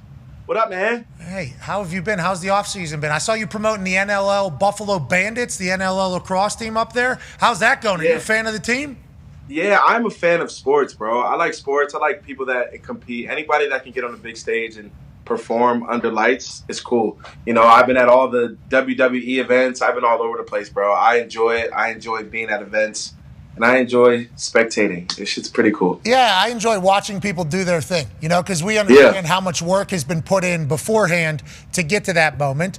Now let's talk about the work that beforehand to get to the moment. What does the offseason look like for you, Dahn? When does everything get started for the Buffalo? Oh, we're driving. We're driving. Right? Yeah, we're driving, bro. Okay. Yeah, and we're driving. Okay. We're driving. Now, that's what my offseason looks like. But, you know, it's OTAs now. So bouncing back and forth from Buffalo to Florida to Atlanta to Virginia this weekend, but I work out for 4 days a week, and then Friday, Saturday, and Sunday, I'm probably drifting my drift car and enjoying the family. I'm trying to just balance it all, and it's been a good balance, but, you know, I try to just have fun, bro. Like, life is short. I've been seeing that stuff is happening in the world, bro. Do what you like to do, man. I like to wrestle. I like to play. I like to have fun. I like to do drifting, and I'm gonna spin them tires, dog. I've been following along on Instagram and watching you drift. I mean, we're real. Hey, we are professional. Nah, it's a real thing, Pat. It is a real thing, bro. And I'm telling you, I know that everybody wants a piece of Pat, but I'm telling you, if you want to experience something that you have never experienced before, of a thrill and a rush, get in a drift car with Snow. Please just get in a drift car with Snow. Okay. It's one of those things that you don't even know exists until you get in it. You're like, bro, why have I not been doing this my whole freaking life? Yeah, I have a Mustang, 650 ponies going to the back 2 wheels. Ooh. Yeah, I've done some drifting in my day. Hey. I've done some drifting in my day. That is insane. Yeah. I actually have a Mustang being built right now from Justin Pollock, who was an FD driver. And it is a Mustang. Roush is the sponsor, and Roush is donating all the supercharger and all the stuff. And I agree. The 650 horse powers is beautiful, but you know what you're doing if you're talking that type of number in the horse range. Well, I did know what I was doing. Yeah, I took that Shelby, okay, and I was very comfortable. Okay, I'm fluttering with the clutch. Yeah. I'm working this thing. You know, and I got too confident, I think. So I have at one of my houses, I have a little roundabout in front of the house. You know, a little circle. Yeah. You know, super successful. That's cool, man. Yeah, it was cool to have that. Very cool to have that. Cool. Yeah, super cool. Until it's not. So I, had the wife in the car. First time having the show. Oh, man, he's tripping. Yeah. Don't do that. You'll scare them to death, Pat. Well, almost kill them too. So it was first time I had Shelby out in like 2 years. I hadn't had it out in a while. You know, just was excited about it. I was like, I'm gonna drift this thing around my driveway. You know, because I can. Okay, I feel pretty comfortable with it. Okay, been driving, manual. Been driving stick since like 16. Learned how to do it. Kind of been floating gears a long time, brother. You know, dad truck driver, the whole thing. Right. You know? Like I thought it was really good. Start drift. Pull that e-brake. Yeah. Pothole. Go crazy. Pull the e-brake. All you hear is the little guy on your shoulder go, wow! Yeah. Well, what I heard was pothole. Yeah. Back right wheel hits pothole. Oh, that's, yeah. Tree. Yeah. Into a tree. Yeah. Boom. Shelby had to go shop there. And the wife, at the time, girlfriend. Not the most impressed, I learned quickly. And, it was a wild time. So that's the last time I drifted a car. But with that being said, would love to sit passenger while you are snowing me around the damn drift course. Hey, Pat, like where we drift at, like up here in Buffalo, it's an open blacktop. So we don't have no potholes. It's all flat. It's all open, and then we go in between but the buildings. And that's maybe the only part where you can get a little iffy. But besides that, it's all a complete blacktop. But I want to ask you something, Pat. I don't ever want to hijack. But, bro, can you tell me about Backlash, please? I watched. I am a fan. I love it. I was rooting for you. I was like, please kick Gunther's ass. I freaking love it. You are a freaking stud, bro. Thank you, Dion. The black and blue. Bro, I'm telling you, bro, it is the real deal, bro. First of all, Pat, I had no idea. Well, first of all, I knew that you wrestled and that you had history of wrestling and you were actually a wrestler for years. But, bro, the backflip off the top turnbuckle, I'm telling you, bro, people don't understand the athletic ability to be able to do that and then land and then about to get suplexed and then come out the suplex with the Jordan 11s on. Yeah. It's crazy. You already snowed, brother. You already snowed there, brother. Yeah, I appreciate you doing that. And, yeah, I mean, I was trying to get him with the 1, 2, 3 kids moonsault there. He obviously ring general moves out of the way. Here, I'm like, well, he just German suplexed me 2 times. Legs give out from underneath me there. Okay, was trying to land on feet. And right here, oh, my God, this is it. Big punt. Kick his head off. Boom. Gunther's down. 1. Nope. Nothing. Open 1 is crazy. Yeah. And then he tried to choke you out. And like, come on, bro. He didn't try to. Come on. Yeah, he did. He did. I had to take a stand, Yeah. Boom. Boom. Yeah. Boom. Yeah. Right to the gut. I think he was worried. The Gunther gut. Yeah. The gut of Gunther. Yeah, Gunther didn't take it anymore. I thought I had him. I was thinking sidewalk slam. I was trying to remember what other people would do. Man, you should have did a swanton bomb off the top turnbuckle. So the Swantoni Bombini was certainly something I was thinking about trying to add in there. I do a little grazie up there. It was obviously it wasn't a fun experience for me. For Cole, it was worse, I think, than it was for me because Cole felt terrible about the entire thing that was happening because he put us into that entire situation. It was his fault. I was in there. But it was obviously when you're about 6 minutes into that thing, 7 minutes into that thing,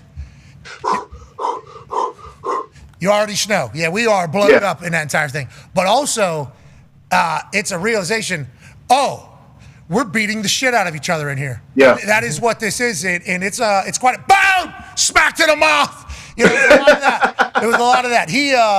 It was awesome. I think you would be great. Are crazy. I think you would be great in there too. Yeah, I mean, I'm still bruised up pretty good.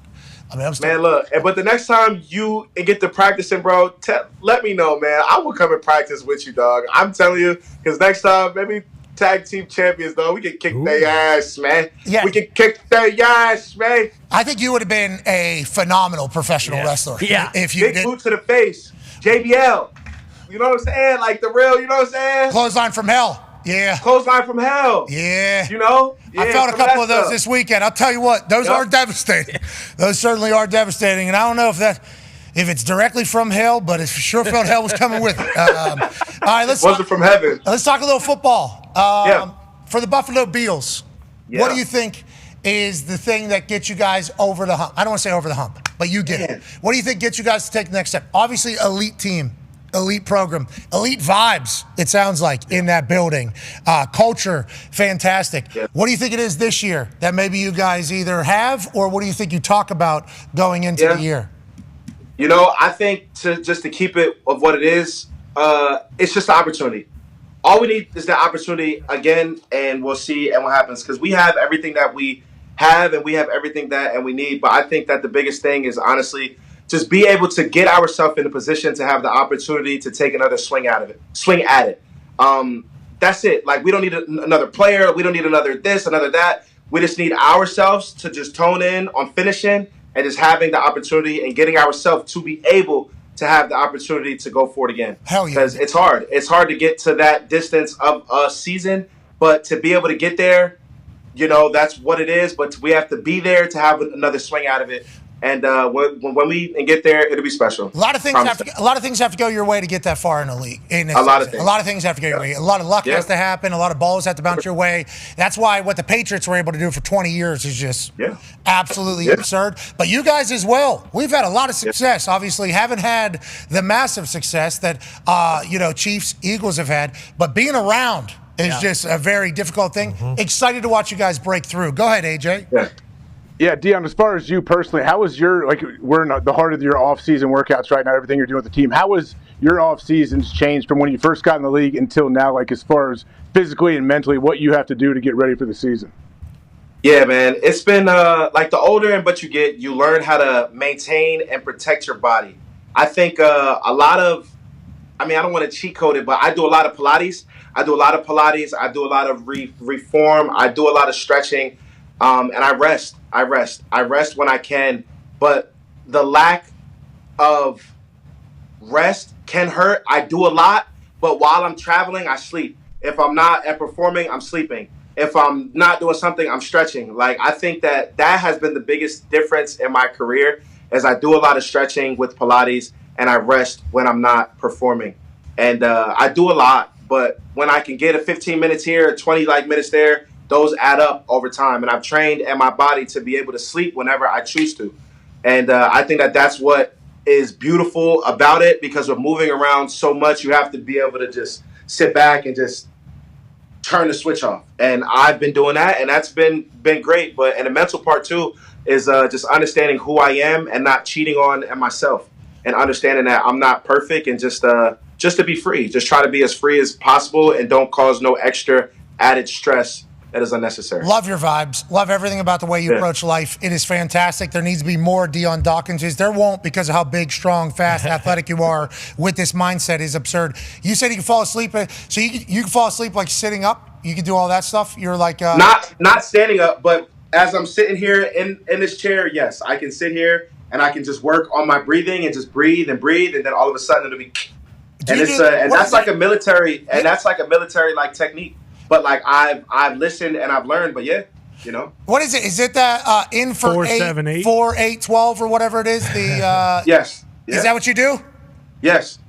It does work. Okay. It does work. It feels like it's a up, down, left, right for your body. It's a joystick, a Grand Theft Auto cheat code type of thing. Yeah, what is it? You breathe in for a certain amount of time, you hold for a certain amount of time, you breathe out for a certain amount of time, then you have no air for a certain amount of time. It's called block or box or square breathing. Is it box breathing? Box breathing or something like that? Yeah, whatever, but the name is, it's literally all off of breathing. You have to just hold your breaths, deep breaths in, and just kind of just slow your heart rate down. Just slow it down, and then you just... Don't fall asleep. Don't fall asleep, Deion. We need you right now. Yeah, don't fall asleep. Don't, Deion. You already snow. Wakey. He's getting rest for the season. He's gonna have a good season. Got to stole a quick 2 minutes or whatever. All right, let's talk about the season. Got some new teammates. Go ahead, Con Man. Yeah, Deion. Big addition for you guys on the D line was Joey Bosa. Have you been able to talk to him? Is that something you're looking forward to? Just learning kind of his thoughts and tricks of the trade when it comes to dealing with certain pass rushers. Yeah, so I've known Joey for a little while, but now that I get the opportunity to speak to him, our first conversation was real Joey-like.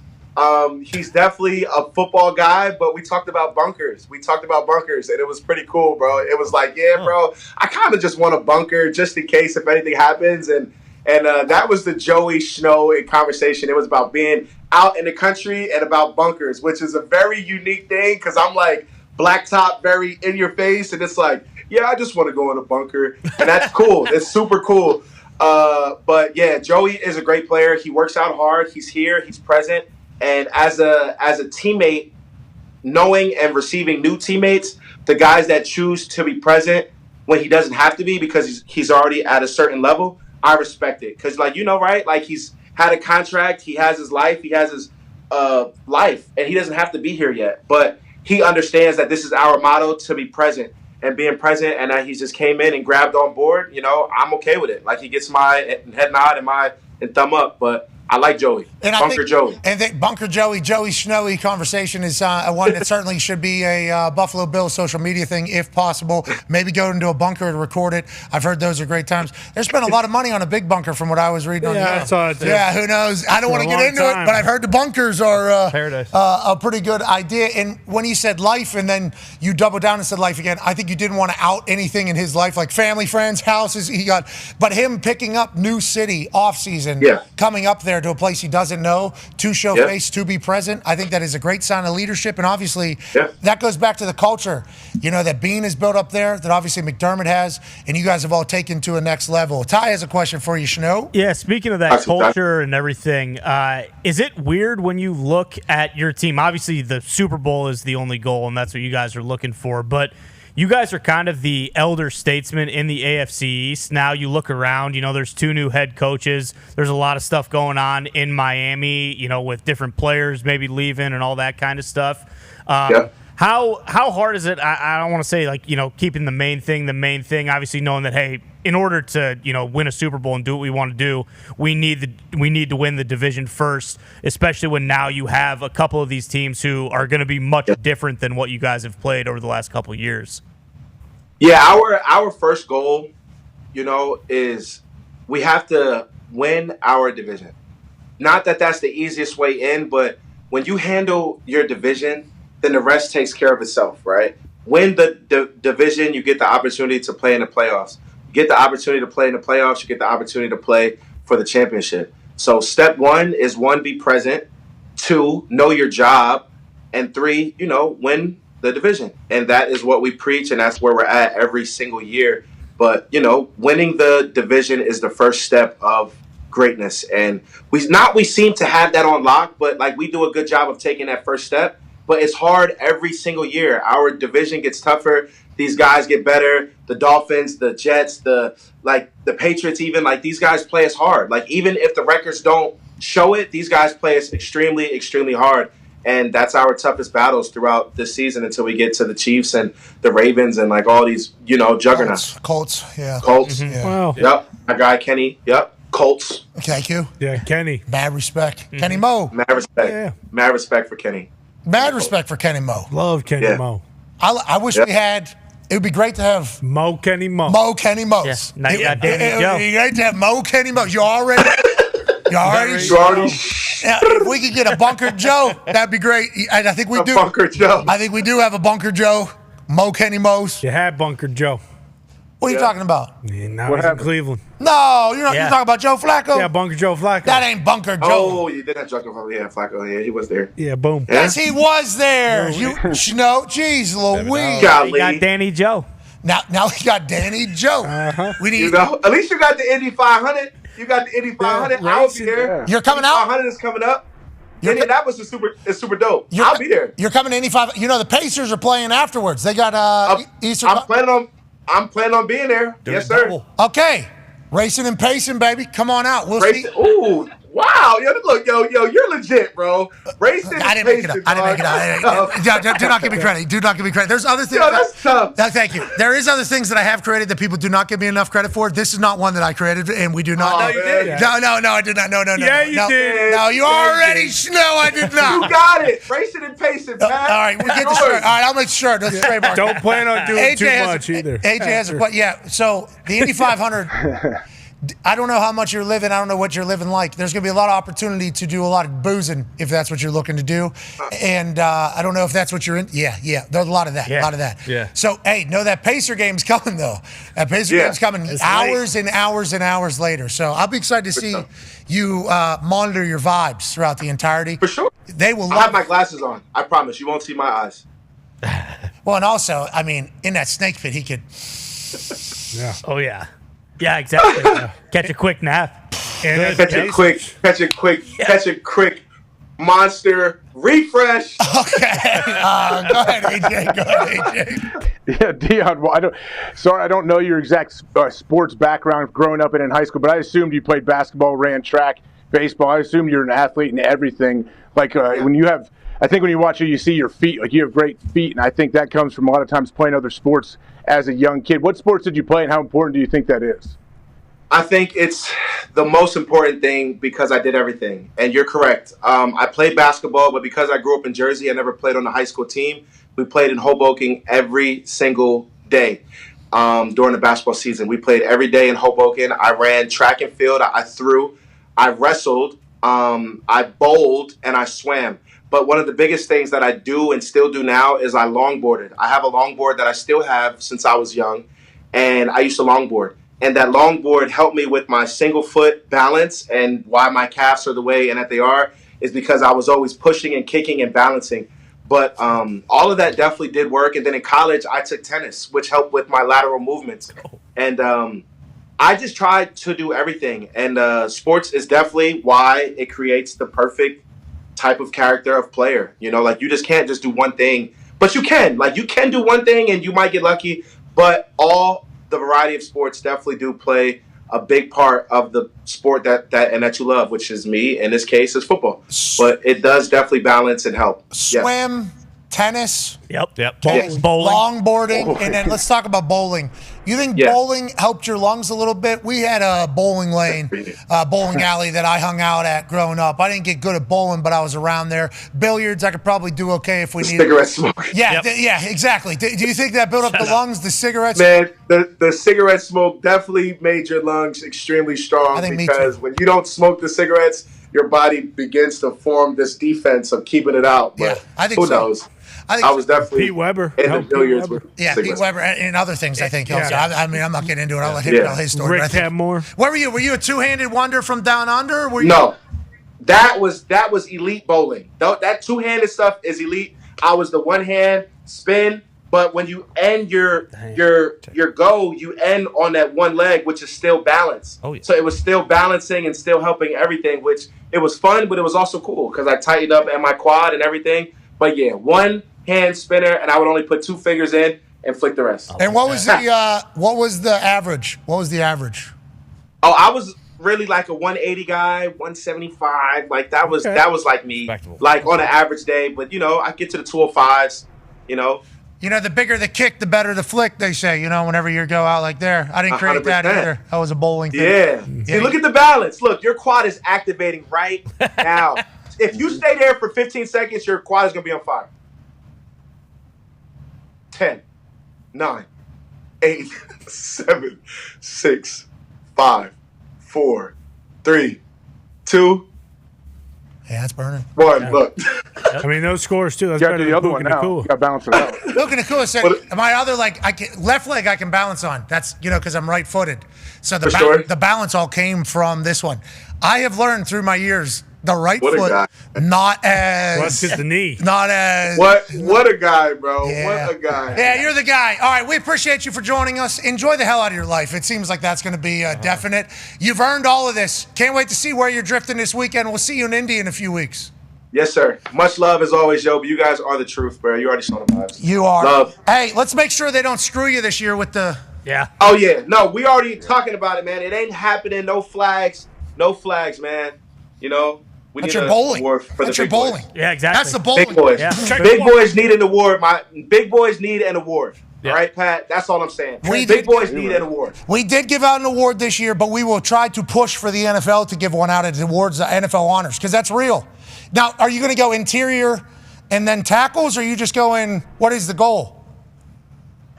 It's a unit. It's anybody that plays ball, center, guard, tackle. You shall see. We shall see. But I'm telling you, we working, man. We're working.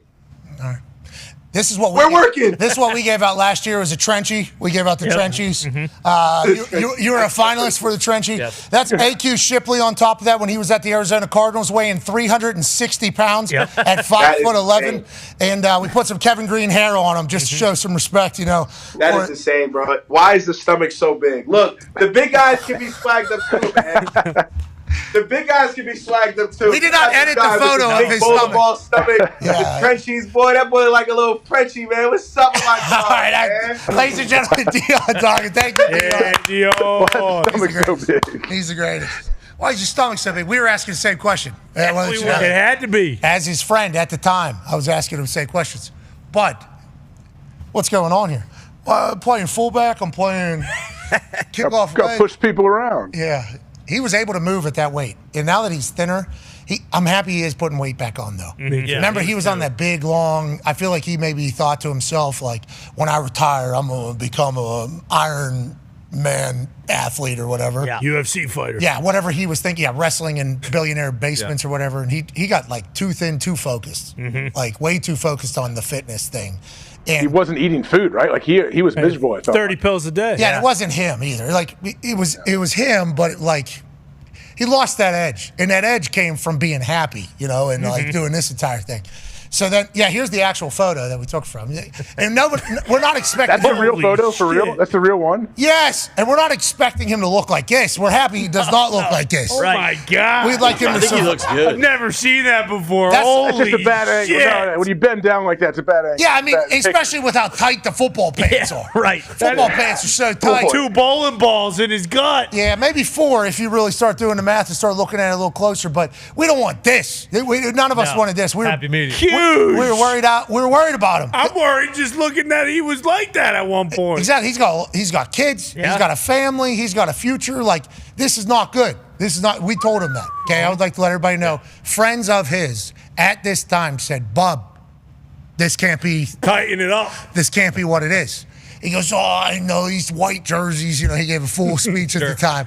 So then when he retired, I think like all of us maybe in this exact moment telling him this, he like locked in like, when I retire, I'm going to become like super fit. And we watched that for what, a year and a half after he retired. It was like, all right, dude, I know this is partially my fault because of what I said whenever your fucking big gut was hanging out. But like, we don't need this. This is not what we need. That was crazy. This is not what we need for the entirety of your existence. So he's back to being, I think he's normal. But Looks good. Myself, AQ, I mean, I'm in the middle of it right now. You're about 1-2 bad weeks away from like running away with it. Yeah. Because I was heavy keto trying to lose weight against Gunter, And then I thought to myself, like 4 days before, I'm like, well, maybe I gotta get some more padding on me, actually, because he's going to bang hard in there. Yeah. I mean, he's going to be banging in there. So now I'm like, all right, what do I have to prepare for? Nothing. Yeah. So I will take the French toast sticks from Burger King this morning. Mm-hmm. Is 5 pieces enough? I don't think so. I'm 6'1", 240. Sure. Heading to 260. So I did 2 of those this morning. So then I had to look at myself in the mirror and be like, buddy, come on. We don't need to do the full song and dance again. Sure. So, I think AQ's doing the same thing. And that's why what you do every day, so impressive. White rice, Bear grilled chicken. Yeah. Yes. Every meal, rest of life. No, I'm not Orlovsky. Dano really lives that like that. I am not that, but I'm very plain. I like food plain. That's all. Once again, forget everything he just said right there. Yep. This guy eats white rice and grilled chicken every meal. Even whenever we present him with a very tempting offer, look at this pizza. Look at this sandwich. Yeah. Look at this chocolate. Have a donut. His discipline is unbelievable. AJ, your discipline's unbelievable. It really is. I don't know how you're able to do it. I'm looking to do that for, the rest of my being. Today was a wake-up call. Whenever I had, 6,000 calories over there for breakfast. Give or take. Yeah, I don't know if that's a good thing or a bad thing. AQ's the same way. So we got to monitor it. And we need some accountability buddies. We need some accountability buddies, too, to say, hey, don't be so fat. A lot of people tell me I need to say that to you. AQ looks amazing there from the shipyard there. Sure. I wonder if they flushed the toilet since last year in that place. Yeah, piss in there. A lot of people say that that was in the Hawk House. A lot of people say, I'm not a good enough friend to you. Connor's not a good enough friend to you. They say Tone's not a good enough friend to you. Why are they saying that? Because they say you almost poop your pants way too often, and that should be talked about. What should we do? Ty? I mean, not a whole lot. I have a physical illness, a physical disability that I've had for a long time. So, when people say, hey, you should try taking probiotics, it's like, oh, wow, I never fucking thought of that. You think I like doing this?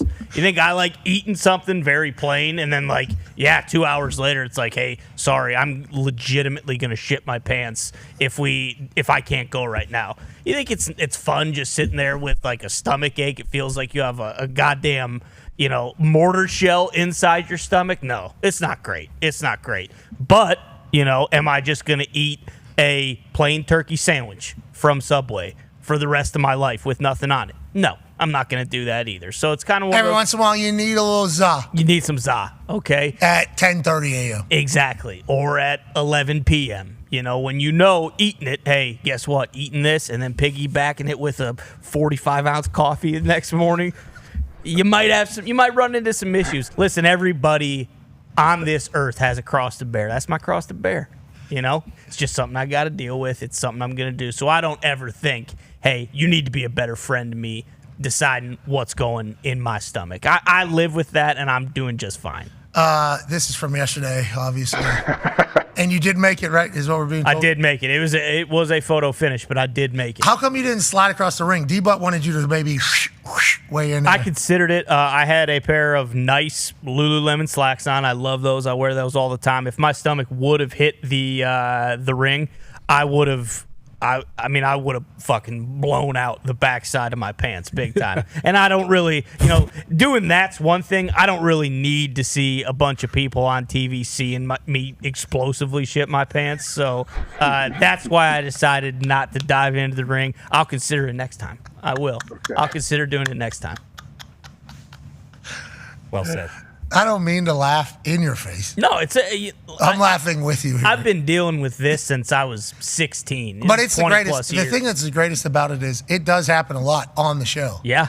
People don't even know, obviously, outside the show, think about how many times this potentially happens to Ty and how he feels this way. But we'll watch what Ty's eating for breakfast. And we'll all go, well, seems like there's about a nuke on deck. It's coming. Yeah, and I did appreciate, I got like some real messages from people that are like, somebody's got to be the adult and tell Ty that he needs to lock in here. This is not how it's supposed to go. You guys need a dietitian at the Thunderdome. You need somebody to come in there and talk about nutrition. Okay. At the Thunderdome. It's like, I'm sure Ty will listen. Okay. Would you like to talk to Ty? You want to bring a PowerPoint deck and show everybody how they should eat and how Ty should eat? This guy's an adult. He's got kids. Okay. Yeah, we're in the business of telling other adult males, how they should live their life. Speaking of, Dahn, we need you to start taking care of yourself a little bit. All right? If I choose to, I will. Okay. We have some breaking news out of the NFL before we turn to some breaking news from the MLB. Derrick Henry and the Baltimore Ravens have reached an agreement on a 2-year, $30 million extension that includes $25 million fully guaranteed over the next 2 seasons. Per Todd France of A1, Athletes First, it is the largest deal in NFL history for a running back over 30 years old. Okay, however you qualify it for being a big deal, sweet. Running back position back. And Derrick Henry, remember, he had that magical run with the Titans where he led them to the playoffs. They're actually the team that kind of launched the Kansas City Chiefs dynasty because they had the lead, and then Chiefs come back and win. Derrick Henry and Ryan Tannehill get paid in Tennessee. Massive turnover happens. He goes to Baltimore. We all assume what a perfect fit, what a perfect match for a team and a culture.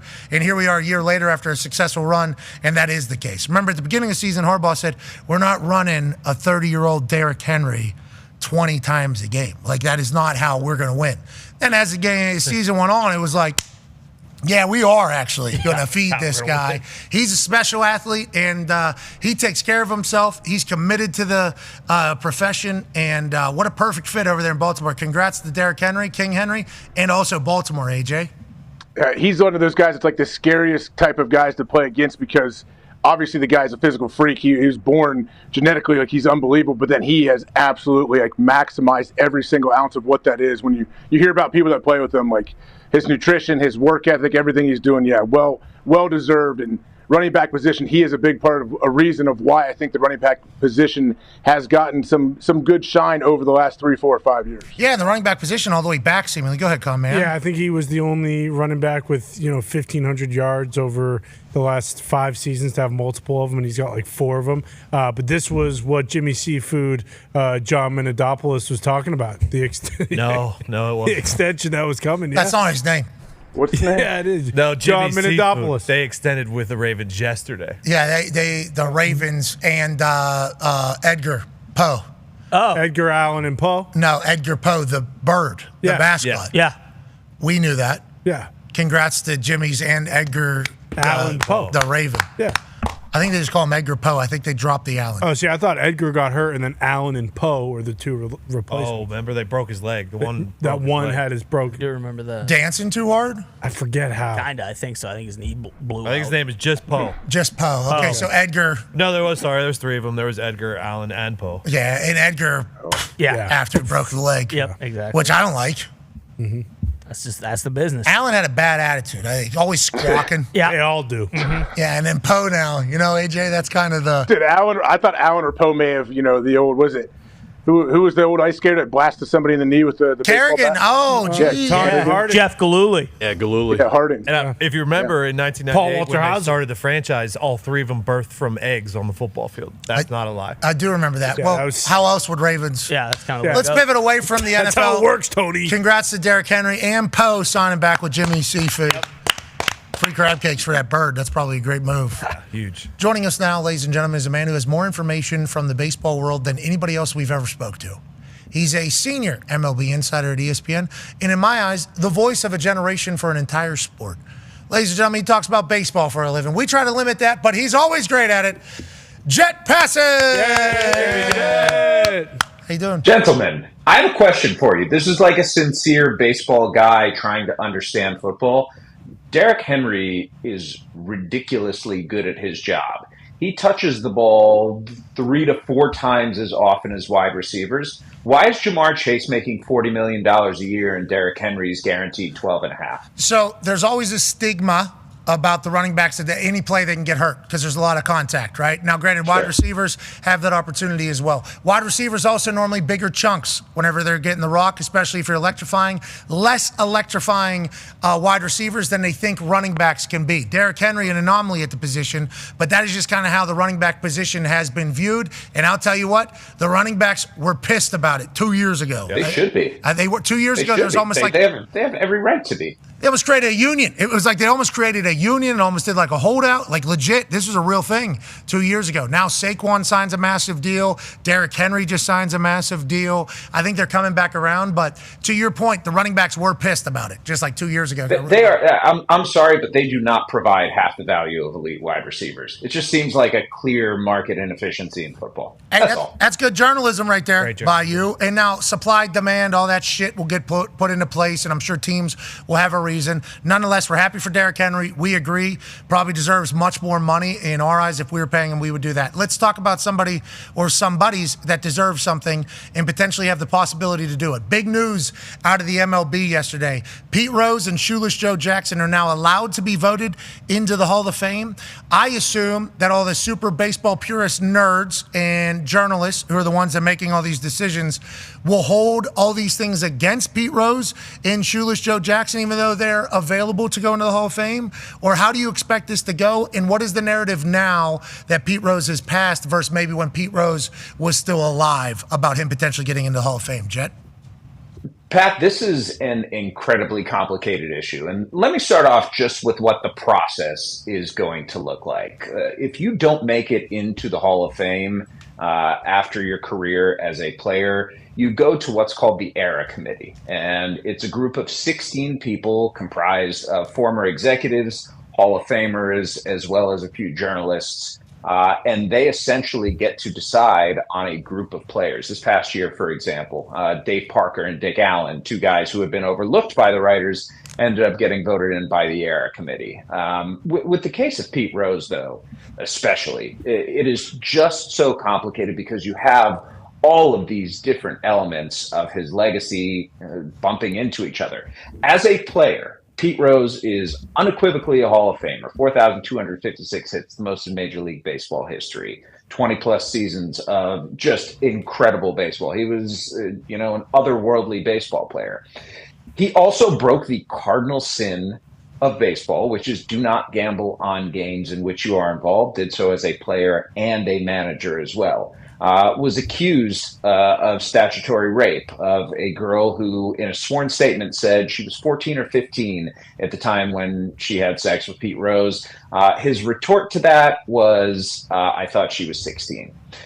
The interesting thing, though, is going to be Major League Baseball and the Hall of Fame has a character clause. You look at the players who are voted into the Hall of Fame, and it tends to be just based on numbers. But one of the elements that people who are voting are supposed to consider is the character of the person involved. And because it is such a small group of people, Pat, who are voting for this, all it takes is 5 no's. You have to get 75% to get in through the ERA committee. All it takes is 5 people who think that, what Pete Rose's moral objectionability was should keep him out of the Hall of Fame. And, he's never gotten the chance to get voted in. This is going to be his first chance in December 2027 when the ERA committee meets next. Okay, so obviously all those things that were being held against him for a long time are notable and make a lot of sense. But whenever you talk about art, that's kind of like the conversation, right? Because whenever it comes to the sport itself, it's like Pete Rose is Hembo sent over, and Hembo is not for Pete Rose going in. I actually asked you about that. I'm like, hey, do all you baseball purist people feel the same way that Hembo feels, which is like Pete Rose doesn't belong in the Hall of Fame, nor does Shoeless Joe Jackson. We'll get to Shoeless Joe Jackson here in a second, because interesting story in 1919 about the potential mafia and what it was like, what the rules were, and everything like that. And a man who was actually illiterate, I believe, is what we learned into there, or leaned about. But like the stats for Pete Rose as a baseball player, insane, right? I mean, all-time leader in hits, obviously, games played appearances, and at-bats. 3 World Series titles. I think he was only on 2 losing teams in 21 years or something like that. His teams are 500 games over 500 whenever he was playing. The success rate that he had in the playoffs versus the regular season was higher. Whenever you're talking about 7th inning or later, you're talking about a guy who performed better than anybody at the plate. It's like in the clutch time, he played his best ball. He won a lot, but he obviously added some ammo into people that were against him on a regular basis. I think a lot of people that are fans of the sport are like, hey, the best hitter of all time deserves to go into the Hall of Fame. And I think that what people say is you can't tell the story of baseball without Pete Rose. That is kind of always the angle. So maybe that'll get settled. Yeah. Go ahead. Let's go to Shoeless Joe Jackson now, shall we? That's the Black Sox scandal, I do believe, of 1919. Correct. He was a part of it, where from my understanding, this is just how it was recanted to me, and we tried to do some research over the last 12 hours or whatever since this has all been announced. Mafia gets a hold of the team, pretty much, sounds like. I think it was 7 guys on the team or something like that. It wasn't just Shoeless Joe Jackson. There was 8. A lot of 8 guys on the team. 9 guys on the field, right? Mm-hmm. Okay, so Mafia gets a hold of team, and they end up colluding and throwing the World Series is how the story is portrayed. In a trial, they were acquitted, right, of this all. Yes. But everybody from the era says, no, they all admitted to it anyways. The trial was different than what actually was the case. So this is gambling on the game as well, but at a much broader stage in a negative light. Pete Rose allegedly was only betting on his teams to win and perform well. The Black Sox scandal has always been brought up because they were working against their team to lose this entire thing.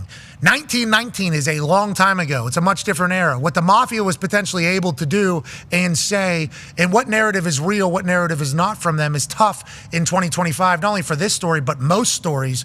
How does this end up working out, you think, for Shoeless Joe Jackson? And what is kind of the overall thoughts on him and the Hall of Fame conversation in general? Unlike Pete Rose, Pat, Shoeless Joe Jackson actually was on the Hall of Fame ballot. He was on twice, and the first time in the 1930s, I believe he got 2 out of 226 votes. And the second time he was on in the 1940s, he got 2 out of 200 some odd votes. So, the writers back then had the opportunity to induct Shoeless Joe Jackson and said absolutely not. But all of this, to me, it's really interesting because it's so much of a modern story and what is acceptable now, or what we have grown to accept as society. And, mainly gambling is an enormous part of sports in 2025. It has been not just accepted, but embraced, commodified.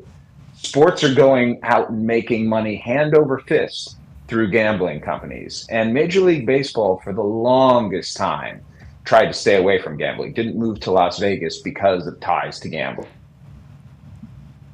Whoa. No. And Joe Jackson may have a chance because societal norms have changed and attitudes toward gambling have changed. Is it as grievous a sin as it once was? Unquestionably, it's not perceived to be that way, but it's going to be super interesting when this committee gets together.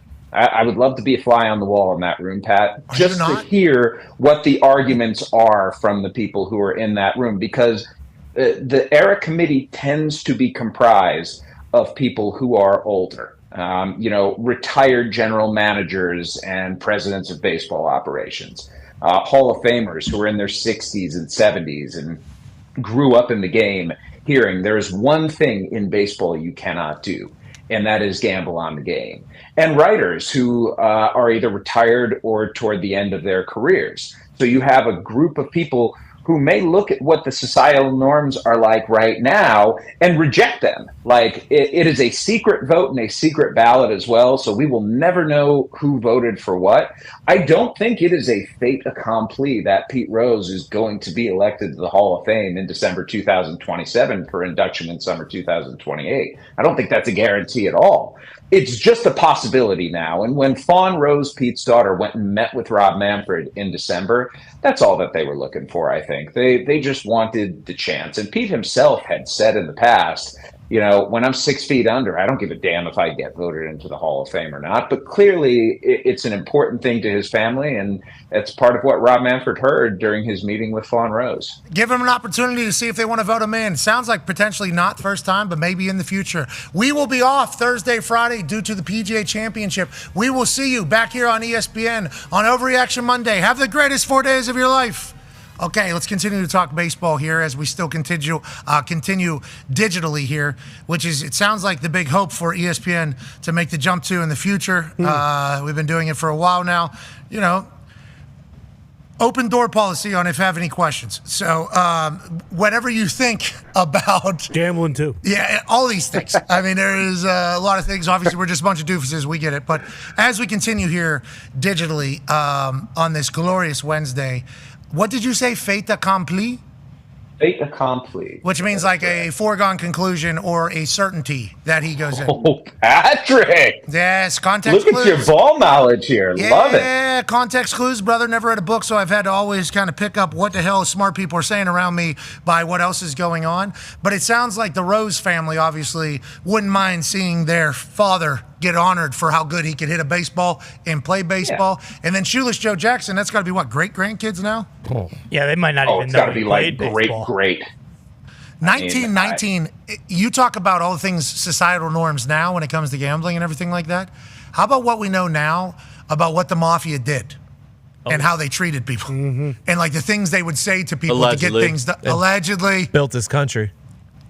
In some cases. And I think rock and roll was another big part of it. I don't think the mafia utilized rock and roll as much. Maybe. But I do know rock and roll was a part of building it. But it's like the documentaries we've watched now on how the mafia used to operate and how they used to be able to go about getting things accomplished. It's like if that team was told, like, which very easily could have happened in Chicago. I mean, from everything that we've learned, like, hey, you either do this or, like, and even given an example of something, you would hope that there would at least be a little bit of a conversation, at least a little bit of empathy for what potentially was happening at the time. But I'm not a voter, never will be, thank God. Good luck to all of them. Let's talk about the current state of baseball, shall we? Connor has a question for you, Jet. Yeah, Jet, 5 walk-offs yesterday, 3 walk-off homers. Isak Paredes, hope I'm saying that right, Tatis Jr., and then one I saw you tweeting about Javi Baez for the Tigers. Trey Sweeney tied it up in extras, and then Baez hit his second 3-run homer, I believe, of the game to win. How big of a surprise is this Tigers team? Not just Baez, but are you surprised by the Tigers being, you know, the number 1 team in baseball when it comes to record? What is the Javi Baez story, and are they peaking too early, or is this one of those things where, hey, the Tigers can keep this rolling for the entire season? Connor, I was talking with somebody yesterday about just how good the Tigers can be. And I picked them to win the American League Central this year. So I'm not surprised that they are a good team. I'm surprised that they're scoring enough runs, because I was looking at them as like a team that was going to be led by its pitching and going to be led by A.J. Hinch, who manages the bullpen just about as well as anyone. But getting production from Javier Baez is something that absolutely nobody expected.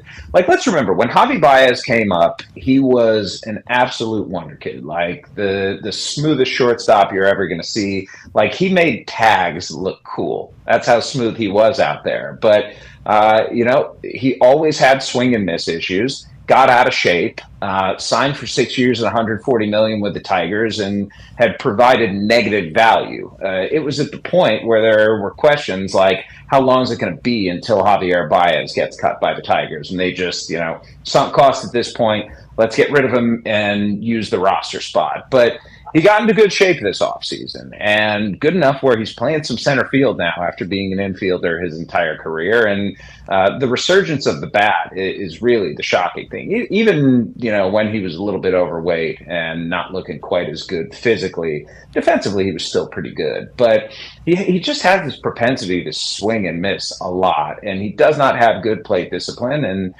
if you're not making contact, you're not going to be able to hit the ball well. It's a pretty simple thing. Now, that was just a bad pitch. Slider left over right in the middle of the plate. But he took advantage of it, and that's what he's doing. He is hitting mistakes this season.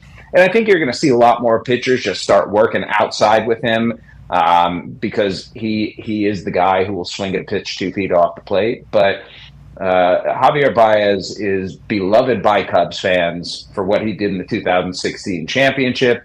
And, Tigers fans are learning to love him a little bit after a couple of really rough years. 3 walk-off homers, ding-dongs last night.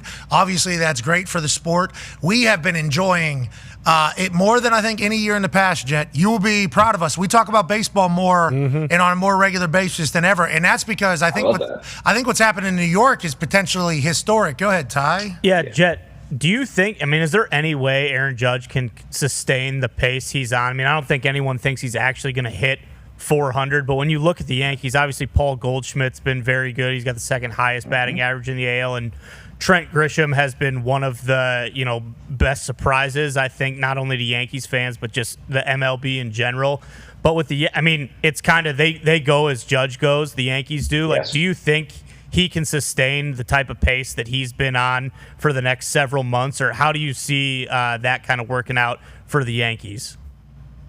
This is the best version of Aaron Judge that we have ever seen, which is saying something for a guy who hit 62 home runs back in 2022 and who hit 58 home runs last year and who has the opportunity to win 3 MVPs in 4 seasons. His strikeout rate, Ty, is down to under 21%. He's hitting 410 right now. That's not going to be sustainable. His average on balls in play at this point is 481, whereas his career average on balls in play is a little bit closer to 350. So we're going to see the batting average go down. I don't think Aaron Judge is a candidate to hit 400 and maybe not even be a guy who's going to hit 350. But the power is still there despite having more patience and despite making more contact. And very rarely do you see a guy who maintains the kind of juice that he's got while lowering his strikeout rate. We've seen it with Pete Alonso this year, too. It's the mark of a good hitter. And Aaron Judge is not just a good hitter. He is the best hitter in baseball right now. There is not a close second.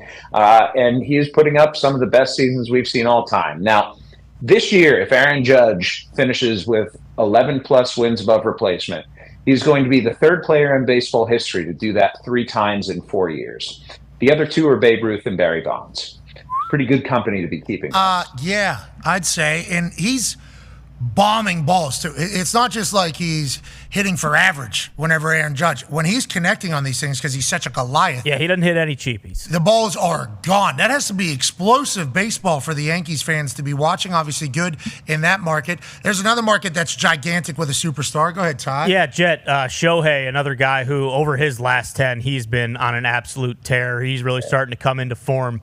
We've talked about this with you a couple of times in terms of him potentially pitching. Obviously, Roki Sasaki, the guy they signed this year out of Japan, he's going on the IL for a little bit, and we continually see the videos of Shohei, throwing off the bump and doing some bullpen sessions. Do you think with the Dodgers starting pitching starting to get banged up a little bit that there's a chance we're going to see Shohei pitch maybe sometime sooner than later?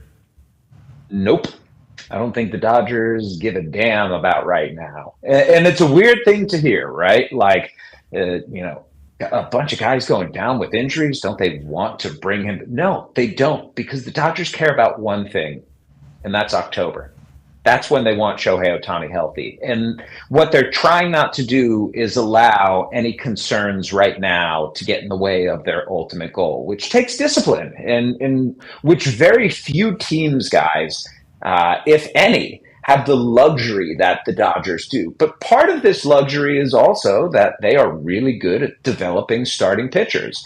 And they have like a room full of guys, whether it's in the bullpen or down at AAA, who can be capable fill-ins. I understand that there is a temptation to want Shohei Ohtani to come back right now because we've seen him on the mound. He's awesome on the mound. Like, he's going to be really good when he comes back. But at the end of the day, they are more concerned with having the best rotation that they can for the postseason and not trying to rush guys back at all because they figured, hey, we're going to be a playoff team. We're going to win enough games during the regular season to make the postseason. And then the postseason, you can see what the Death Star really looks like.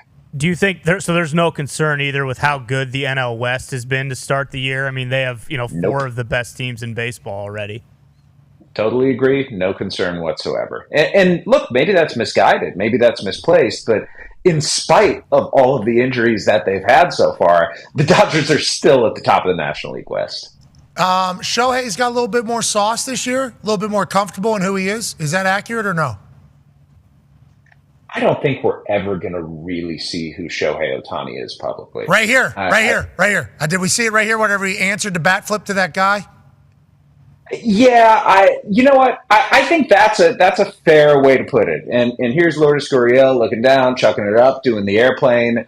I think that Shohei Ohtani did that for his teammates. Got it. And, you spend enough time in a clubhouse, you win enough with people, and maybe you do become a little bit more like them. Maybe you do, let it eat a little bit, to use a baseball term. But no, I don't think we're going to be seeing Shohei Ohtani doing cartwheels around the bases anytime soon. I bet he could do them, though. Oh, yeah. Did you see that? Backflipping. Did you see that New Japan wrestler? Yes. I bet you. All the way up the ramp. Yeah. Unbelievable. How about he hits his head off the top rope there?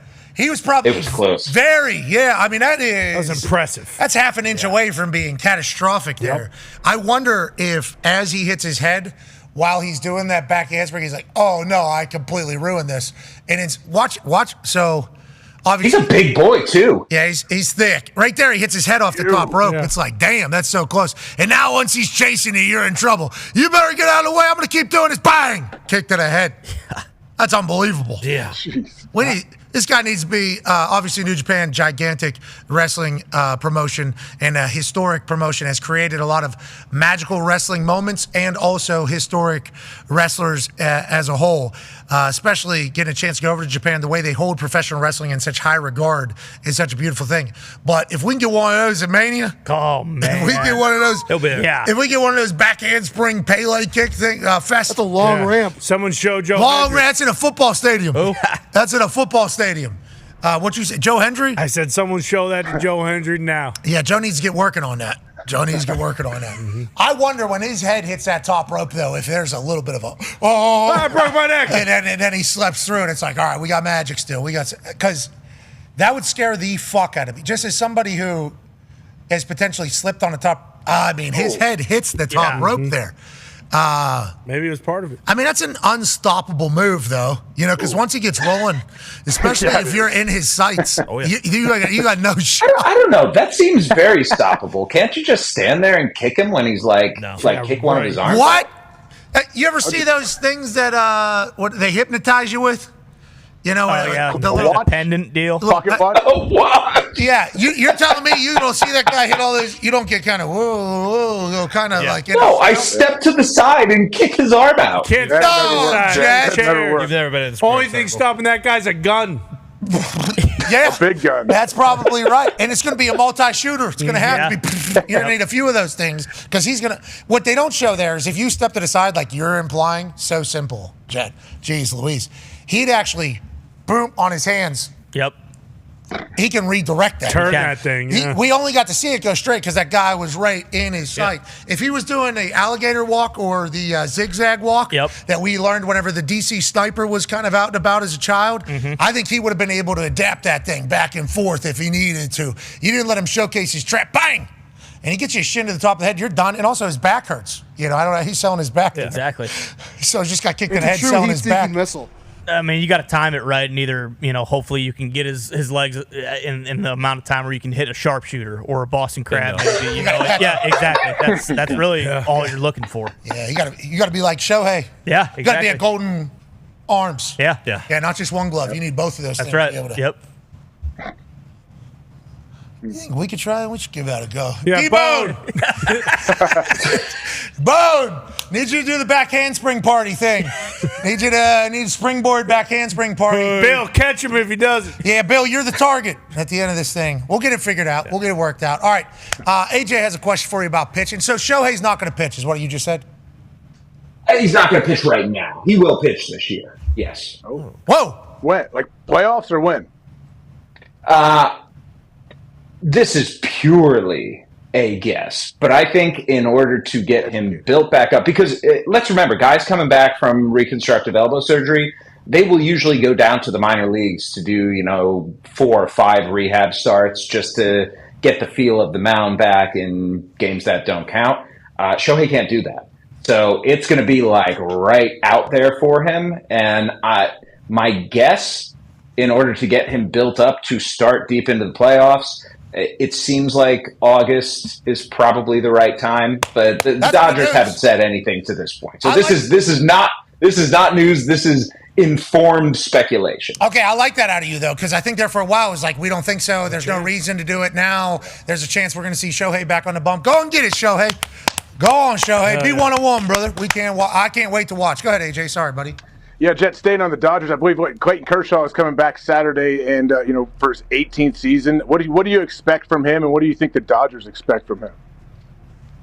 Clayton Kershaw's consistency, AJ, is just remarkable. Like, the guy has legitimately never had a bad season. And to play at that Hall of Fame caliber level, even when his stuff isn't what it used to be, even when he mainly throws 2 pitches, his fastball and his slider, and there are times when the separation of velocity is so small that it's tough to distinguish those two from each other, and yet it still works for him. And it works for him because he has always thrown the ball over the plate, never walks guys, manages to get strikeouts still by getting swings and misses in the zone and having this exceptional command. And I'll be honest, I was on the field with him after the Dodgers won the World Series last year.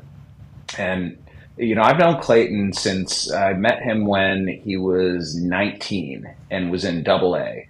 And I went down to Alabama where he was playing a game, and I wanted to write a story about what's it like to be like this prospect who can't miss. Like, what are the pressure? What's the expectation? How do you rear a prospect properly? And all he's done his entire career is prove that he was ready for the moment. And so this was the perfect cap last year during the World Series.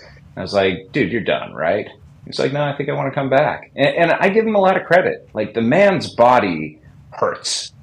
He has had back issues. He has had arm issues. Right. And yet he understands. Clayton's a smart guy. He understands when you're an athlete, you get one chance. You get one chance to have a career. And once it's done, you can never match that. I mean, I'm talking to 2 people right now who understand that as well as anyone. There is nothing like being out there on the field. And I think he wants to keep that going as long as he can. His kids are still young, and he wants them to have those moments and those opportunities to see what it's like when their dad looks like a superhero. I understand that, and I respect that. And I like the fact that, you don't know how many more you got. So if you're getting an opportunity to go again, why not take it? There's other people who have the idea of I'm going to go out on top and always think people think and remember me at my absolute best. I don't mind that either. I'm a guy that retired after a Pro Bowl, and I think a lot of people just assumed for the next 5-6 years, hey, you want to... Teams would reach out, hey, we remember you from 5 years ago being able to do your job. You think you still got it? It's in my mind, I know I probably don't, but the last memory is good. I think then some guys just we're going till the wheels fall off. And I respect both ideas and both theories because people have committed their entire lives to these sports. It's not easy just to fucking turn the lights off. Take from your career what you want from it. And Clayton Kershaw was a guy who didn't grow up with a whole lot, single mom, was raised in Highland Park, which is a very affluent area of Dallas. He did not have a whole lot of money, but Marianne Kershaw wanted to send him to great schools, and so that's where they landed and went to high school with Matt Stafford, and both of them have had pretty incredible careers. Pretty good ball throwers. Yeah. Pretty good ball throwers there. Okay, speaking of good ball throwers, let's talk about one that's representing the city of Pittsburgh and also our great country. Go ahead, Tone. Yeah, more importantly, our great country. Paul Skeens is going to play for Team USA. He's finally going to get a chance to pitch for a team that has a chance to win.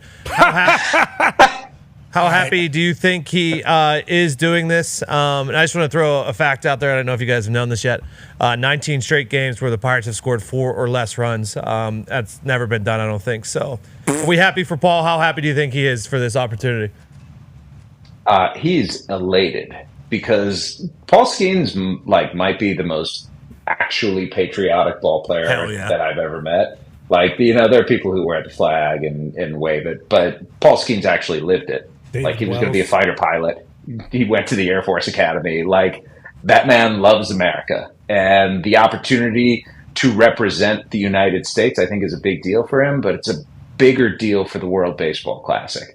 Because you guys remember, I came on the show last time the World Baseball Classic was around, and it was awesome. That tournament was phenomenal from start to finish. But the thing that Team USA in particular has always been missing is top-end starting pitchers.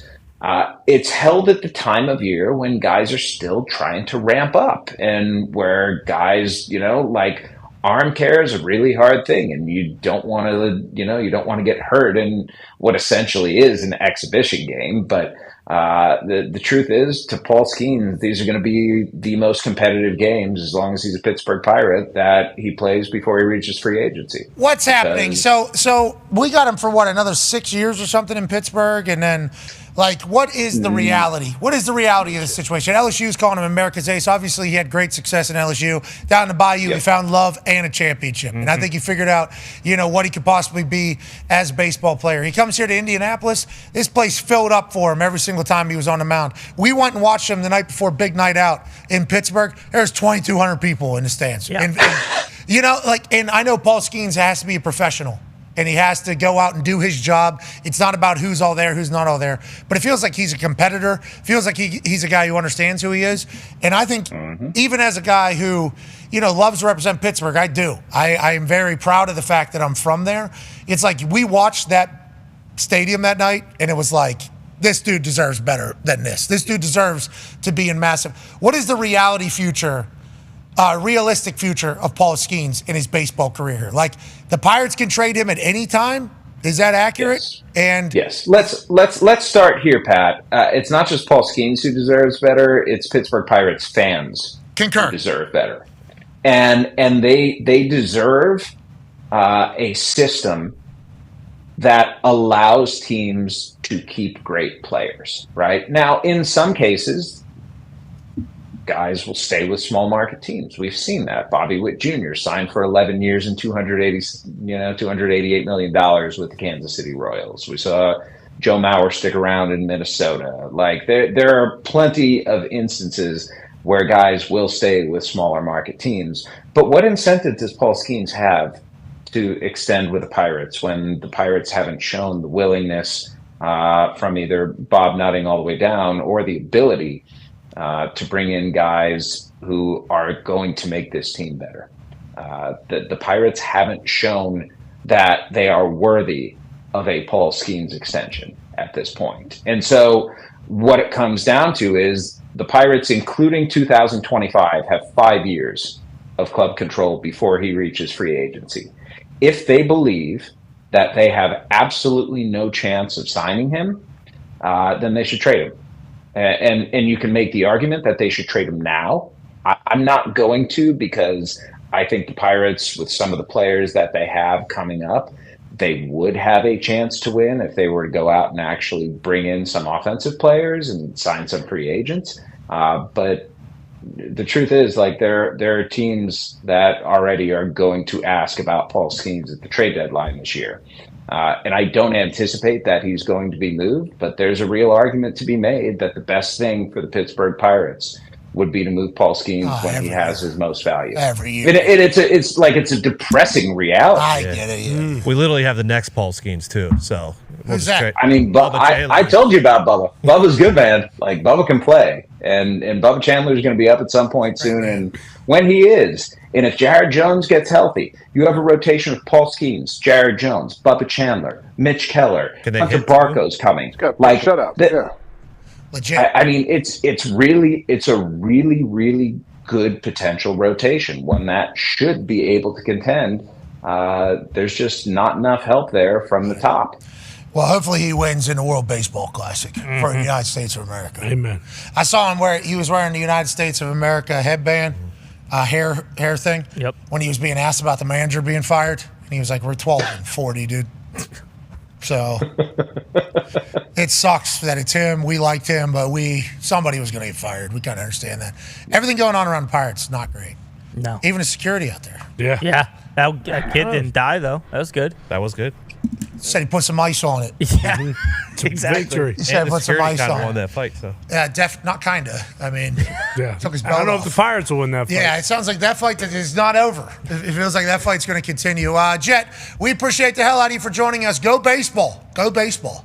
Go baseball, exactly. It's been, you know what, Pat? It's been a good season. Connor just laughed. Connor just laughed about your go baseball there. I don't know why he did that. I did not. It's not at that. It wasn't that for sure. It wasn't that. I don't like that at all. Connor, why do you have to be a douche? I knew. Like, why? This is why I said it was me, because I don't want to light this fire, Chet. I'm gonna be honest. I'll let you fly into the sun, okay? Everything's good. It's Wednesday. We got a 4-day weekend coming up. Yeah. Celtics playing tonight. He's got his fur coat on. Yeah, come on. Just let me live. Let him live. Good for baseball. Good for baseball right now, though. Yeah. Go baseball. Go you, ladies and gentlemen. Are you an insider, pundit, analyst? What is your title? All the above. Whatever you want to call me, Patrick. Author. The baseball man. Yeah, New York Times bestseller. Ladies and gentlemen, Jet Pass. Yeah, Jet. Why'd you laugh in the guy's face? You heard it. Yeah, Let's run it back. It was the way you said it. Let's run it back. What do you mean? Let's run it back right now. He's been hanging out with Tim Kirchner a little too much. Run it back right now.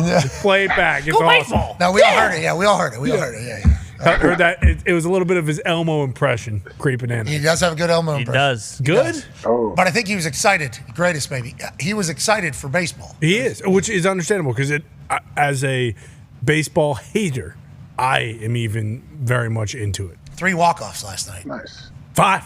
Yeah. I thought it three was 3. walk-off homers, 5 walk-offs in total. I thought it was 3 too. Oh, so there's like a single or something like that? Yep. Yeah, 3 2-run walk-off dingers. Yes. Good for baseball. Yeah. Awesome. I mean, I'm not watching the entire game to get to that moment. Sure. I'll watch the clip and I'll say, baseball. Yeah. Mm-hmm. You know, like I watched the Javi from Baez. Detroit. Javi Baez, yep. That sound when that thing, Awesome. Oh, yeah. and then that place going crazy. The best. I didn't know you guys are filling up for the Tigers. It looked like there was a lot of people there. Yeah, people are so excited the Tigers are good at baseball again. And, like, Jet nailed it. Javi Baez legitimately was one of the most hated Detroit athletes I've ever seen in my lifetime because they gave him all that money. He gave piss-poor effort. He was kind of a shitbird. And now he's playing great baseball. Everyone's apologizing. Everyone loves him, and he hits the walk-off. It's awesome when Detroit sports are good. We just need the Red Wings to kind of get on board here because we're all making the playoffs right now except for them. We have a couple updates from today's program. There's also some schedules and games being leaked as we round up this glorious Wednesday. AQ Shipley told me that he blames the photographer or the cheeseburgers. He said he was in a cheeseburger era when his big gut was sticking out. Understandable. Sure. Also, could have been the photographer, though, AJ. That is something trying to get him. That photographer takes that picture straight on, probably not as devastating. Yeah. Slips to the side there. We can go ahead and get this thing. Eddie Lacy got screwed by this too. Remember when Eddie Lacy got screwed by this? Oh yeah, definitely that was that. the angle. Yeah, definitely blame the photographer. Yeah, you should always. AQ's exact text is, that fucking pic. Come on. I blame the photographer or the cheeseburgers. Okay. Okay, so shout out to him. We have some games that have been leaked while we've been live. Remember, schedule releases this evening. Yep. This is the social media team, the digital team Olympics around the NFL. People are starting to hint at what their videos are going to be. Pittsburgh Steelers have some of the boys acting out there at Laurel Highlands, I think. Yeah, it looks like they're acting out there. Steelers, Packers, those franchises, don't expect much from them tonight. They're going to do their best. They're going to try hard, but we're about getting wins out here during the football season, not so much in May for the schedule release. That's for the Chargers, Panthers, teams like that. That's how that goes. So Ari Mirov has a bunch of tweets that he has put out. Shout out to Ari at My Sports Update. NFL schedule week, the full week 1 primetime schedule. Thursday night is obviously Cowboys at Eagles. That's banner night in Philadelphia. The last banner night Philadelphia had, Philadelphia Eagles fans were booing them at halftime. Yes. Remember that? Awesome. You remember that? Yeah. It was just a few years back. It could be anything that could happen there. And then Chiefs at Chargers, Friday night in Brazil. Once again, that's been kind of alluded to numerous times. That'll also be streaming live on YouTube. Yeah. YouTube TV, but also on YouTube.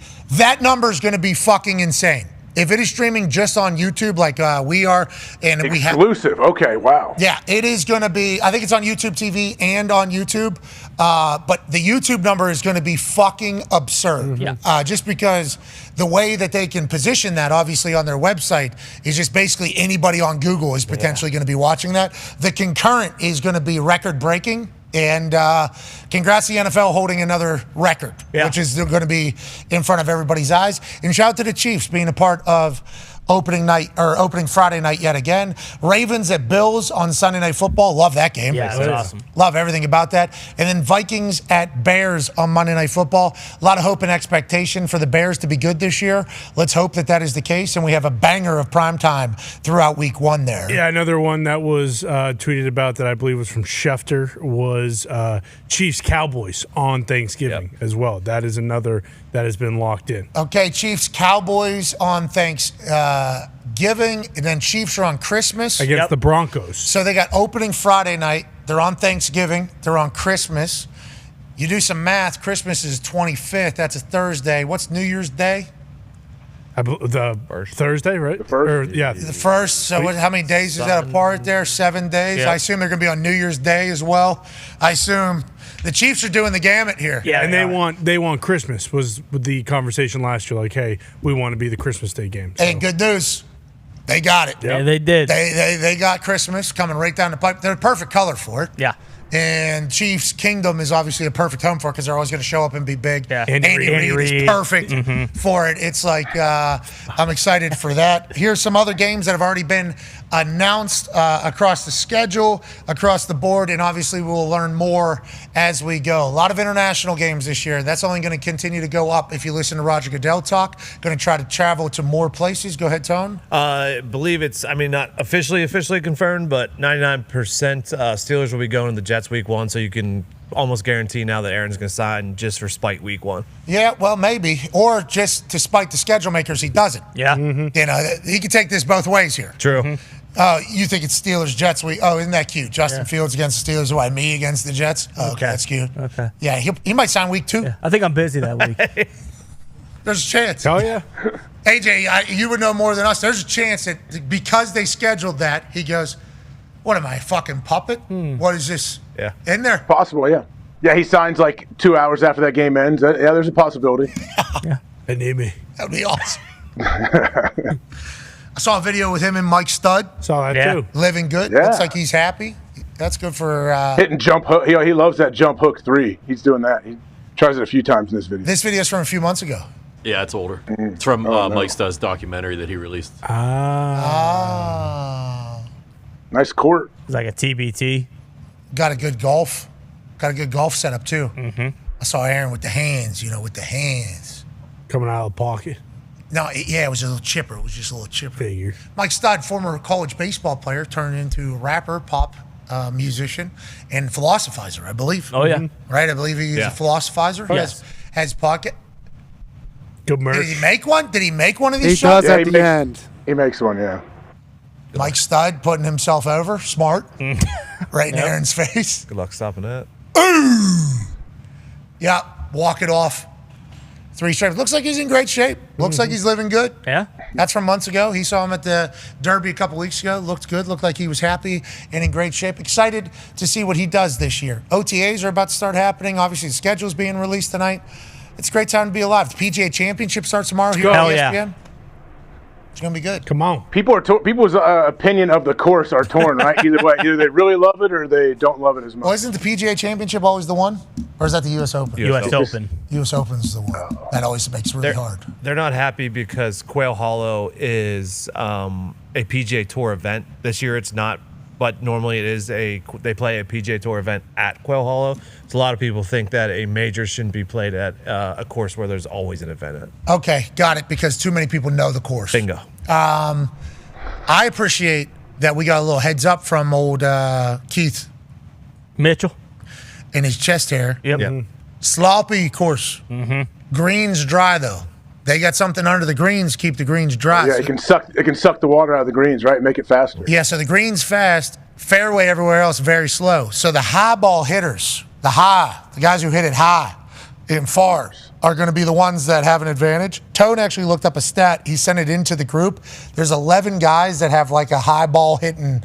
Apex. 180 mile plus, and then 110 feet apex, I believe was what it was. Yeah, he sent it into the group. Hopefully you're able to pull it up. Yeah, Tone, I can't read this because of how small it all is, and I don't think we'll be able to. Bryson DeChambeau is at the top of hitting the ball high and far. Minwoo Lee, who's a dog, obviously. Rory McIlroy's in the group. Gary Woodland, Wyndham Clark, David Puig, Michael Thornberry. Brooksy. That's not his name. You were nowhere near it. That was close. You were nowhere near it. Got the first 4 right. How do they know this about Bryson and Brooks, though? We haven't seen him golf. It's a good question. I know Bryson hits a high ball because I saw him hit it over his house. Yeah. Yeah, he does. Yep.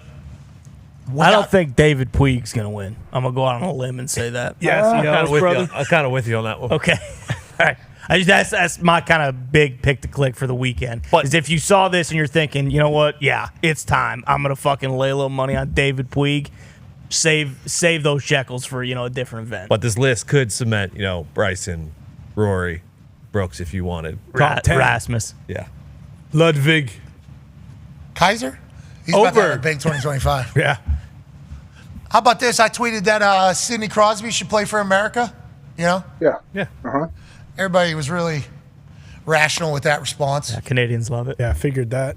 Now, Americans, too. For some He's basically American now. I mean, how long? He's lived in Pittsburgh 20 years. But he's doing Sidney Crosby shit at this World Games. What is this called, Nick? World Championships. Boom, World Games. And look, pop, pop, pop, pop, pop, pop. You're a child, goalie. The other day it was Latvia guy punching his fucking bucket off. They're up 7-2. Now it's a triple deke shot. How you doing up over the goalie's shoulder? These guys that are playing in this game had no idea Sidney Crosby was going to be popping into this thing. They had no fucking clue. Who's playing for Canada? Sidney Crosby's playing? No way. What's that going to be like? Well, kid, hi, hi, hi, hi. See ya. That's what it's like. You'll see. That goalie's going to have nightmares of that for the fucking rest Roofed of it. I mean, the puck was just going, so I didn't know where it was. What is this guy? He's fighting guys, doing the whole thing. And I tweeted I still think he should be playing for America, but nonetheless, Sid's doing Sid shit. Yeah. The reaction has been hilarious. You fucking idiot. How'd this moron get his own show?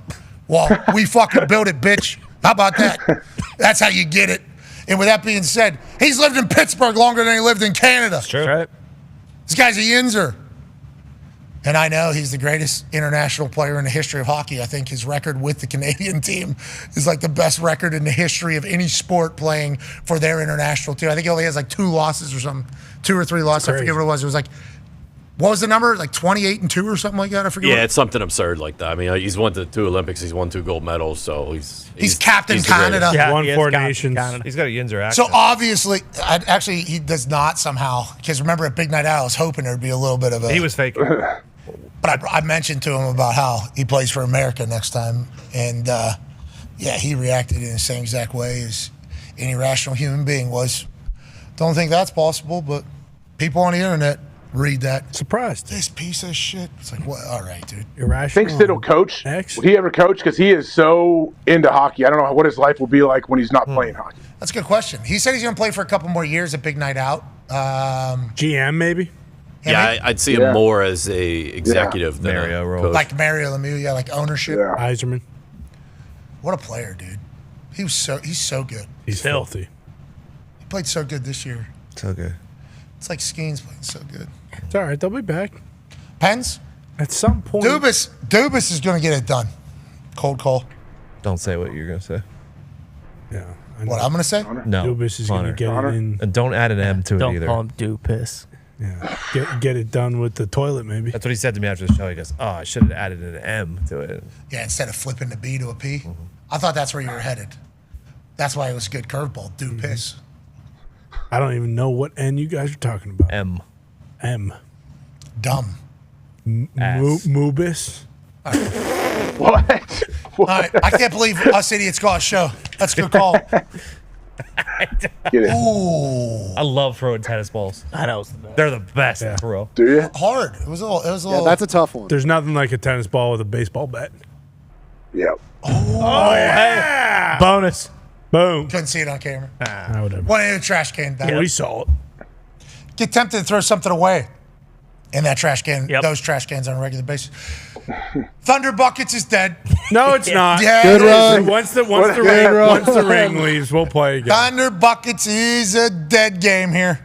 We knew it had a chance. Once the ring's gone, it will play again.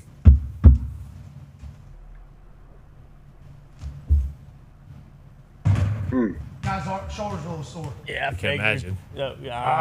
It's understandable. No bonus ball. A deep bicep contusion, too. So I got to aim. So this is the thing. You just got to acknowledge what you are and then play it. It's like people who have a slice who just say, I know I'm going to hit it straight. No, you're not. Okay? Fucking look left. It'll come back. No, I'm going to hit it straight then if I do that. Okay, well, if you hit it straight, then the next time we aim straight down the middle.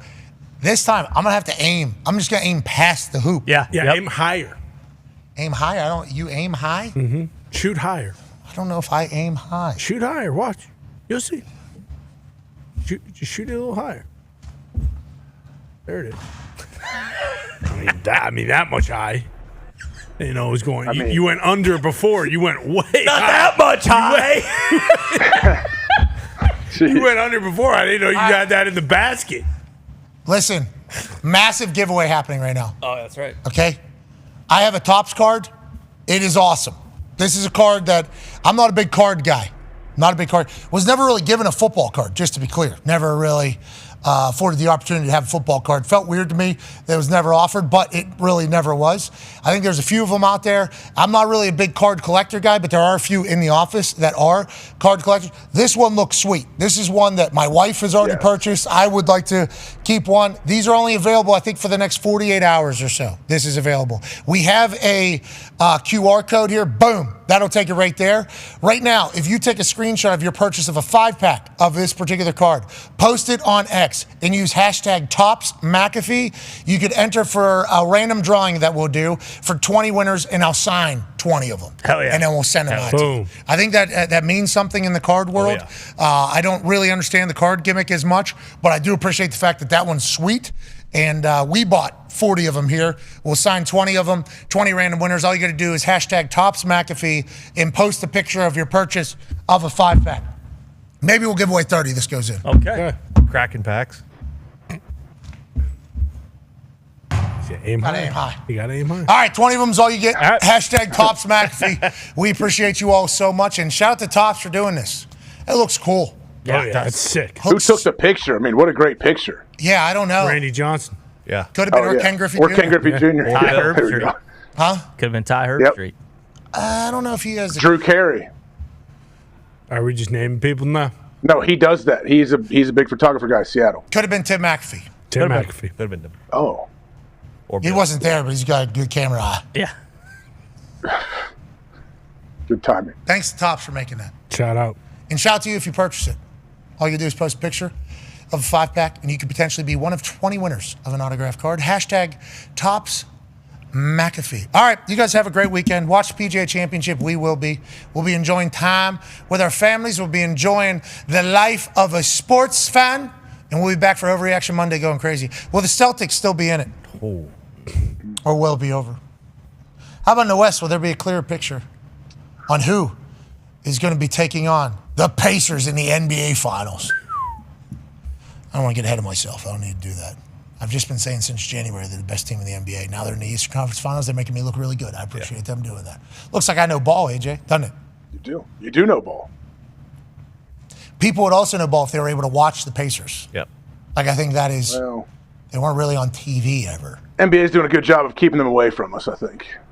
It has been like a shell game. Somehow, Jam. they're playing the number 1 seed in the East. Yeah, but how can we got to put it on Turner. Do True TV. Actually, ECF is only on Roku this year. Not getting into it. Not getting into it. A lot of people have Roku. I agree. Yeah. Really? I have Roku. Do you really? My TV came with it. It's an app on there, right? Yeah.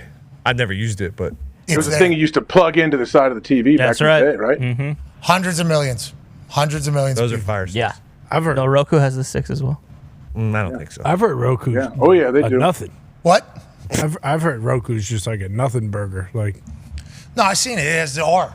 nah. That could be said. That some circles do say that, Con man. Yeah, the circles I have frequented say like Roku. What is on Roku? Joku. Well, no, I know a lot of people have the Roku Got me. sticks. I have never met a person who actually you get the Roku stick and then you watch Netflix, you watch stuff that you don't. I've never. That's what I thought it was. anyone That's honestly all I thought it was. downloading the Roku app and kind of. We're learning of Roku here over the last couple of days. Yeah, it's a good product. I have the sticks, but I use it to watch YouTube and Netflix on the TV that isn't a normal. Like I did that back in the day before the TV had it on there. Fire stick. Yeah, and I actually haven't heard it's a good product. I've just, Oh, you haven't? No, I've just heard. I was that just it's a kind of thing. saying that. We don't know much about No, I don't know. We don't much know about enough it. about it. Hundreds of millions. Makes sense. All right. Fire sticks for. AJ, you're the man. Have a great weekend with all the kids. You too. Happy birthday, Sunny out Axel. there. Oh yeah, his birthday was yesterday. Yeah, appreciate it. Thank you. He doesn't look like your kid at all. Thank you. Your kids all look like your kids. Yeah. Like they are AJ I don't know. looks. I'm too close. I'm too close to it. I don't know. Did you know Axel's middle name's after Chris Jericho? I had no idea. Axel Jericho? Yeah. Yeah. For Y2J, you guys were.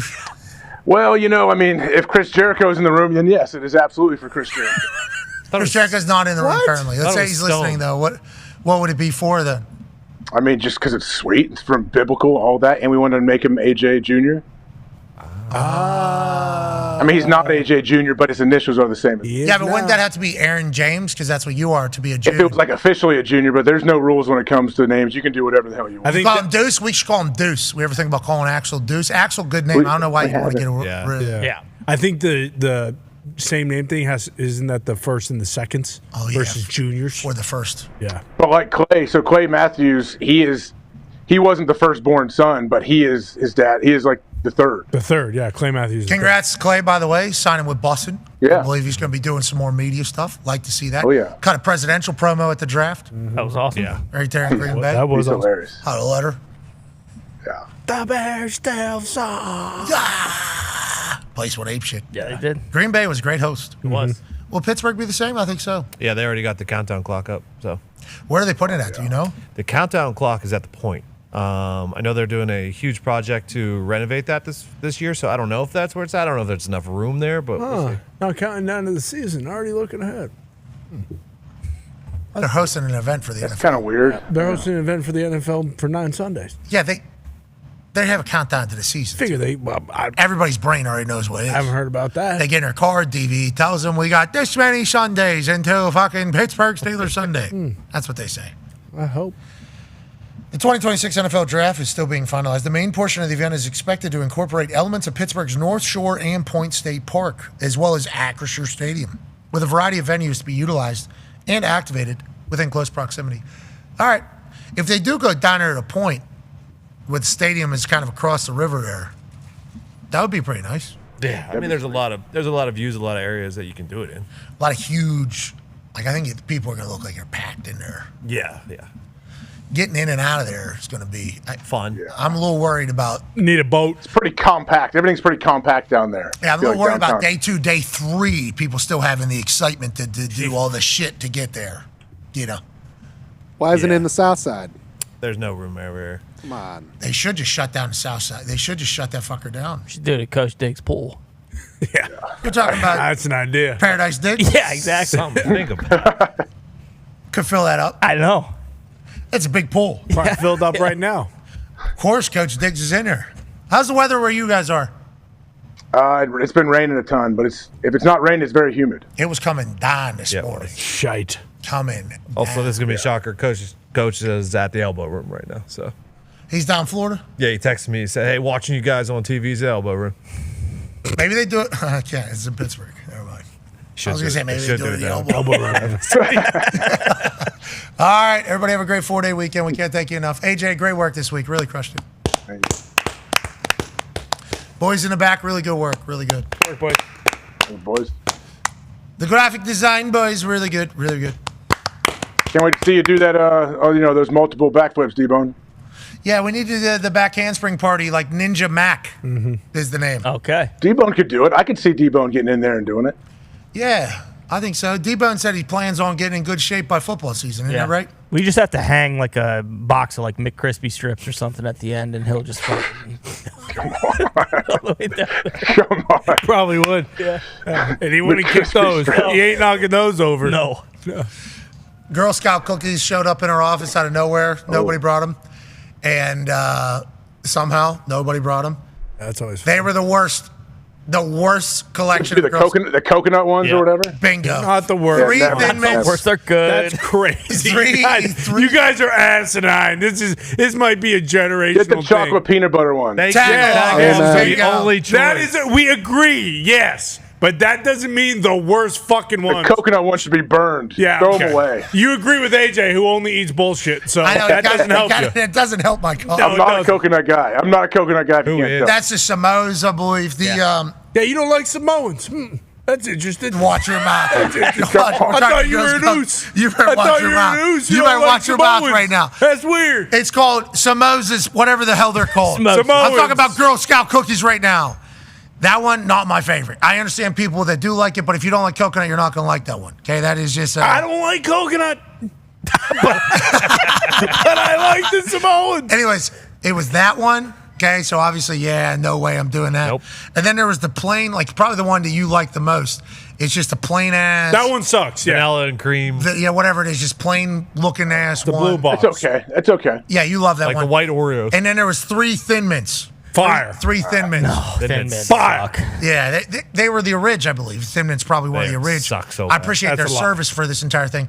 But that was the worst collection of Girl Scout cookie purchases I've ever seen. They just showed up here this morning. Nobody brought them in. Okay, I don't know how that happens.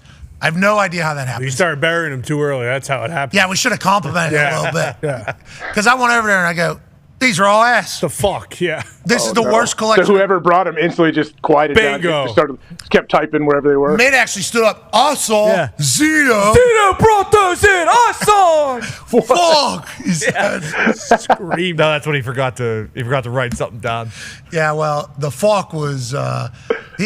Mid had a couple moments this morning that were really good. The whole office got to hear him and his takes and his opinions. I saw Zito bring those Girl Scout cookies in. Zito's like, I found him in the front room, so somebody had to bring him in the front room. Oh, and he sits down. Shit. Wait. I know where everything is in the front room. I am the front room, Yeah. basically, is what he said. And then there was another one that had a graphic of some sort. He forgot to write, fuck. I sure wrote it down. It was such a good idea. Mitt, you're trying good work this week, Mitt. Mitt. Boy, Mitt. Worst Girl Scout cookie collection we've ever had. It's not true. But No questions asked. there are. I'm asking you a question right now.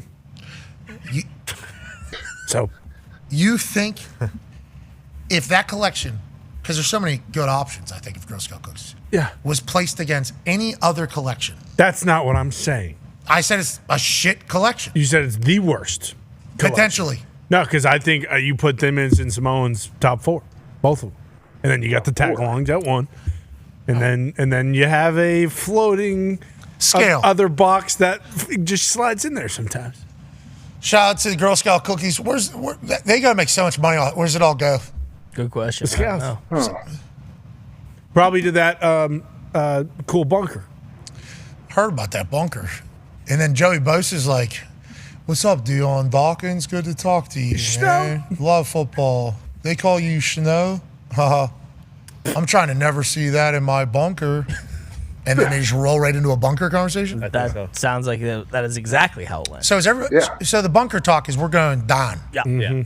We're going You down. could YouTube. There's some guys that have great YouTube channels that are burying bunkers in people's yards that are awesome. I mean, Zuckerberg has the $240 million bunker in Hawaii. What was that show? Paradise. Paradise. Very good.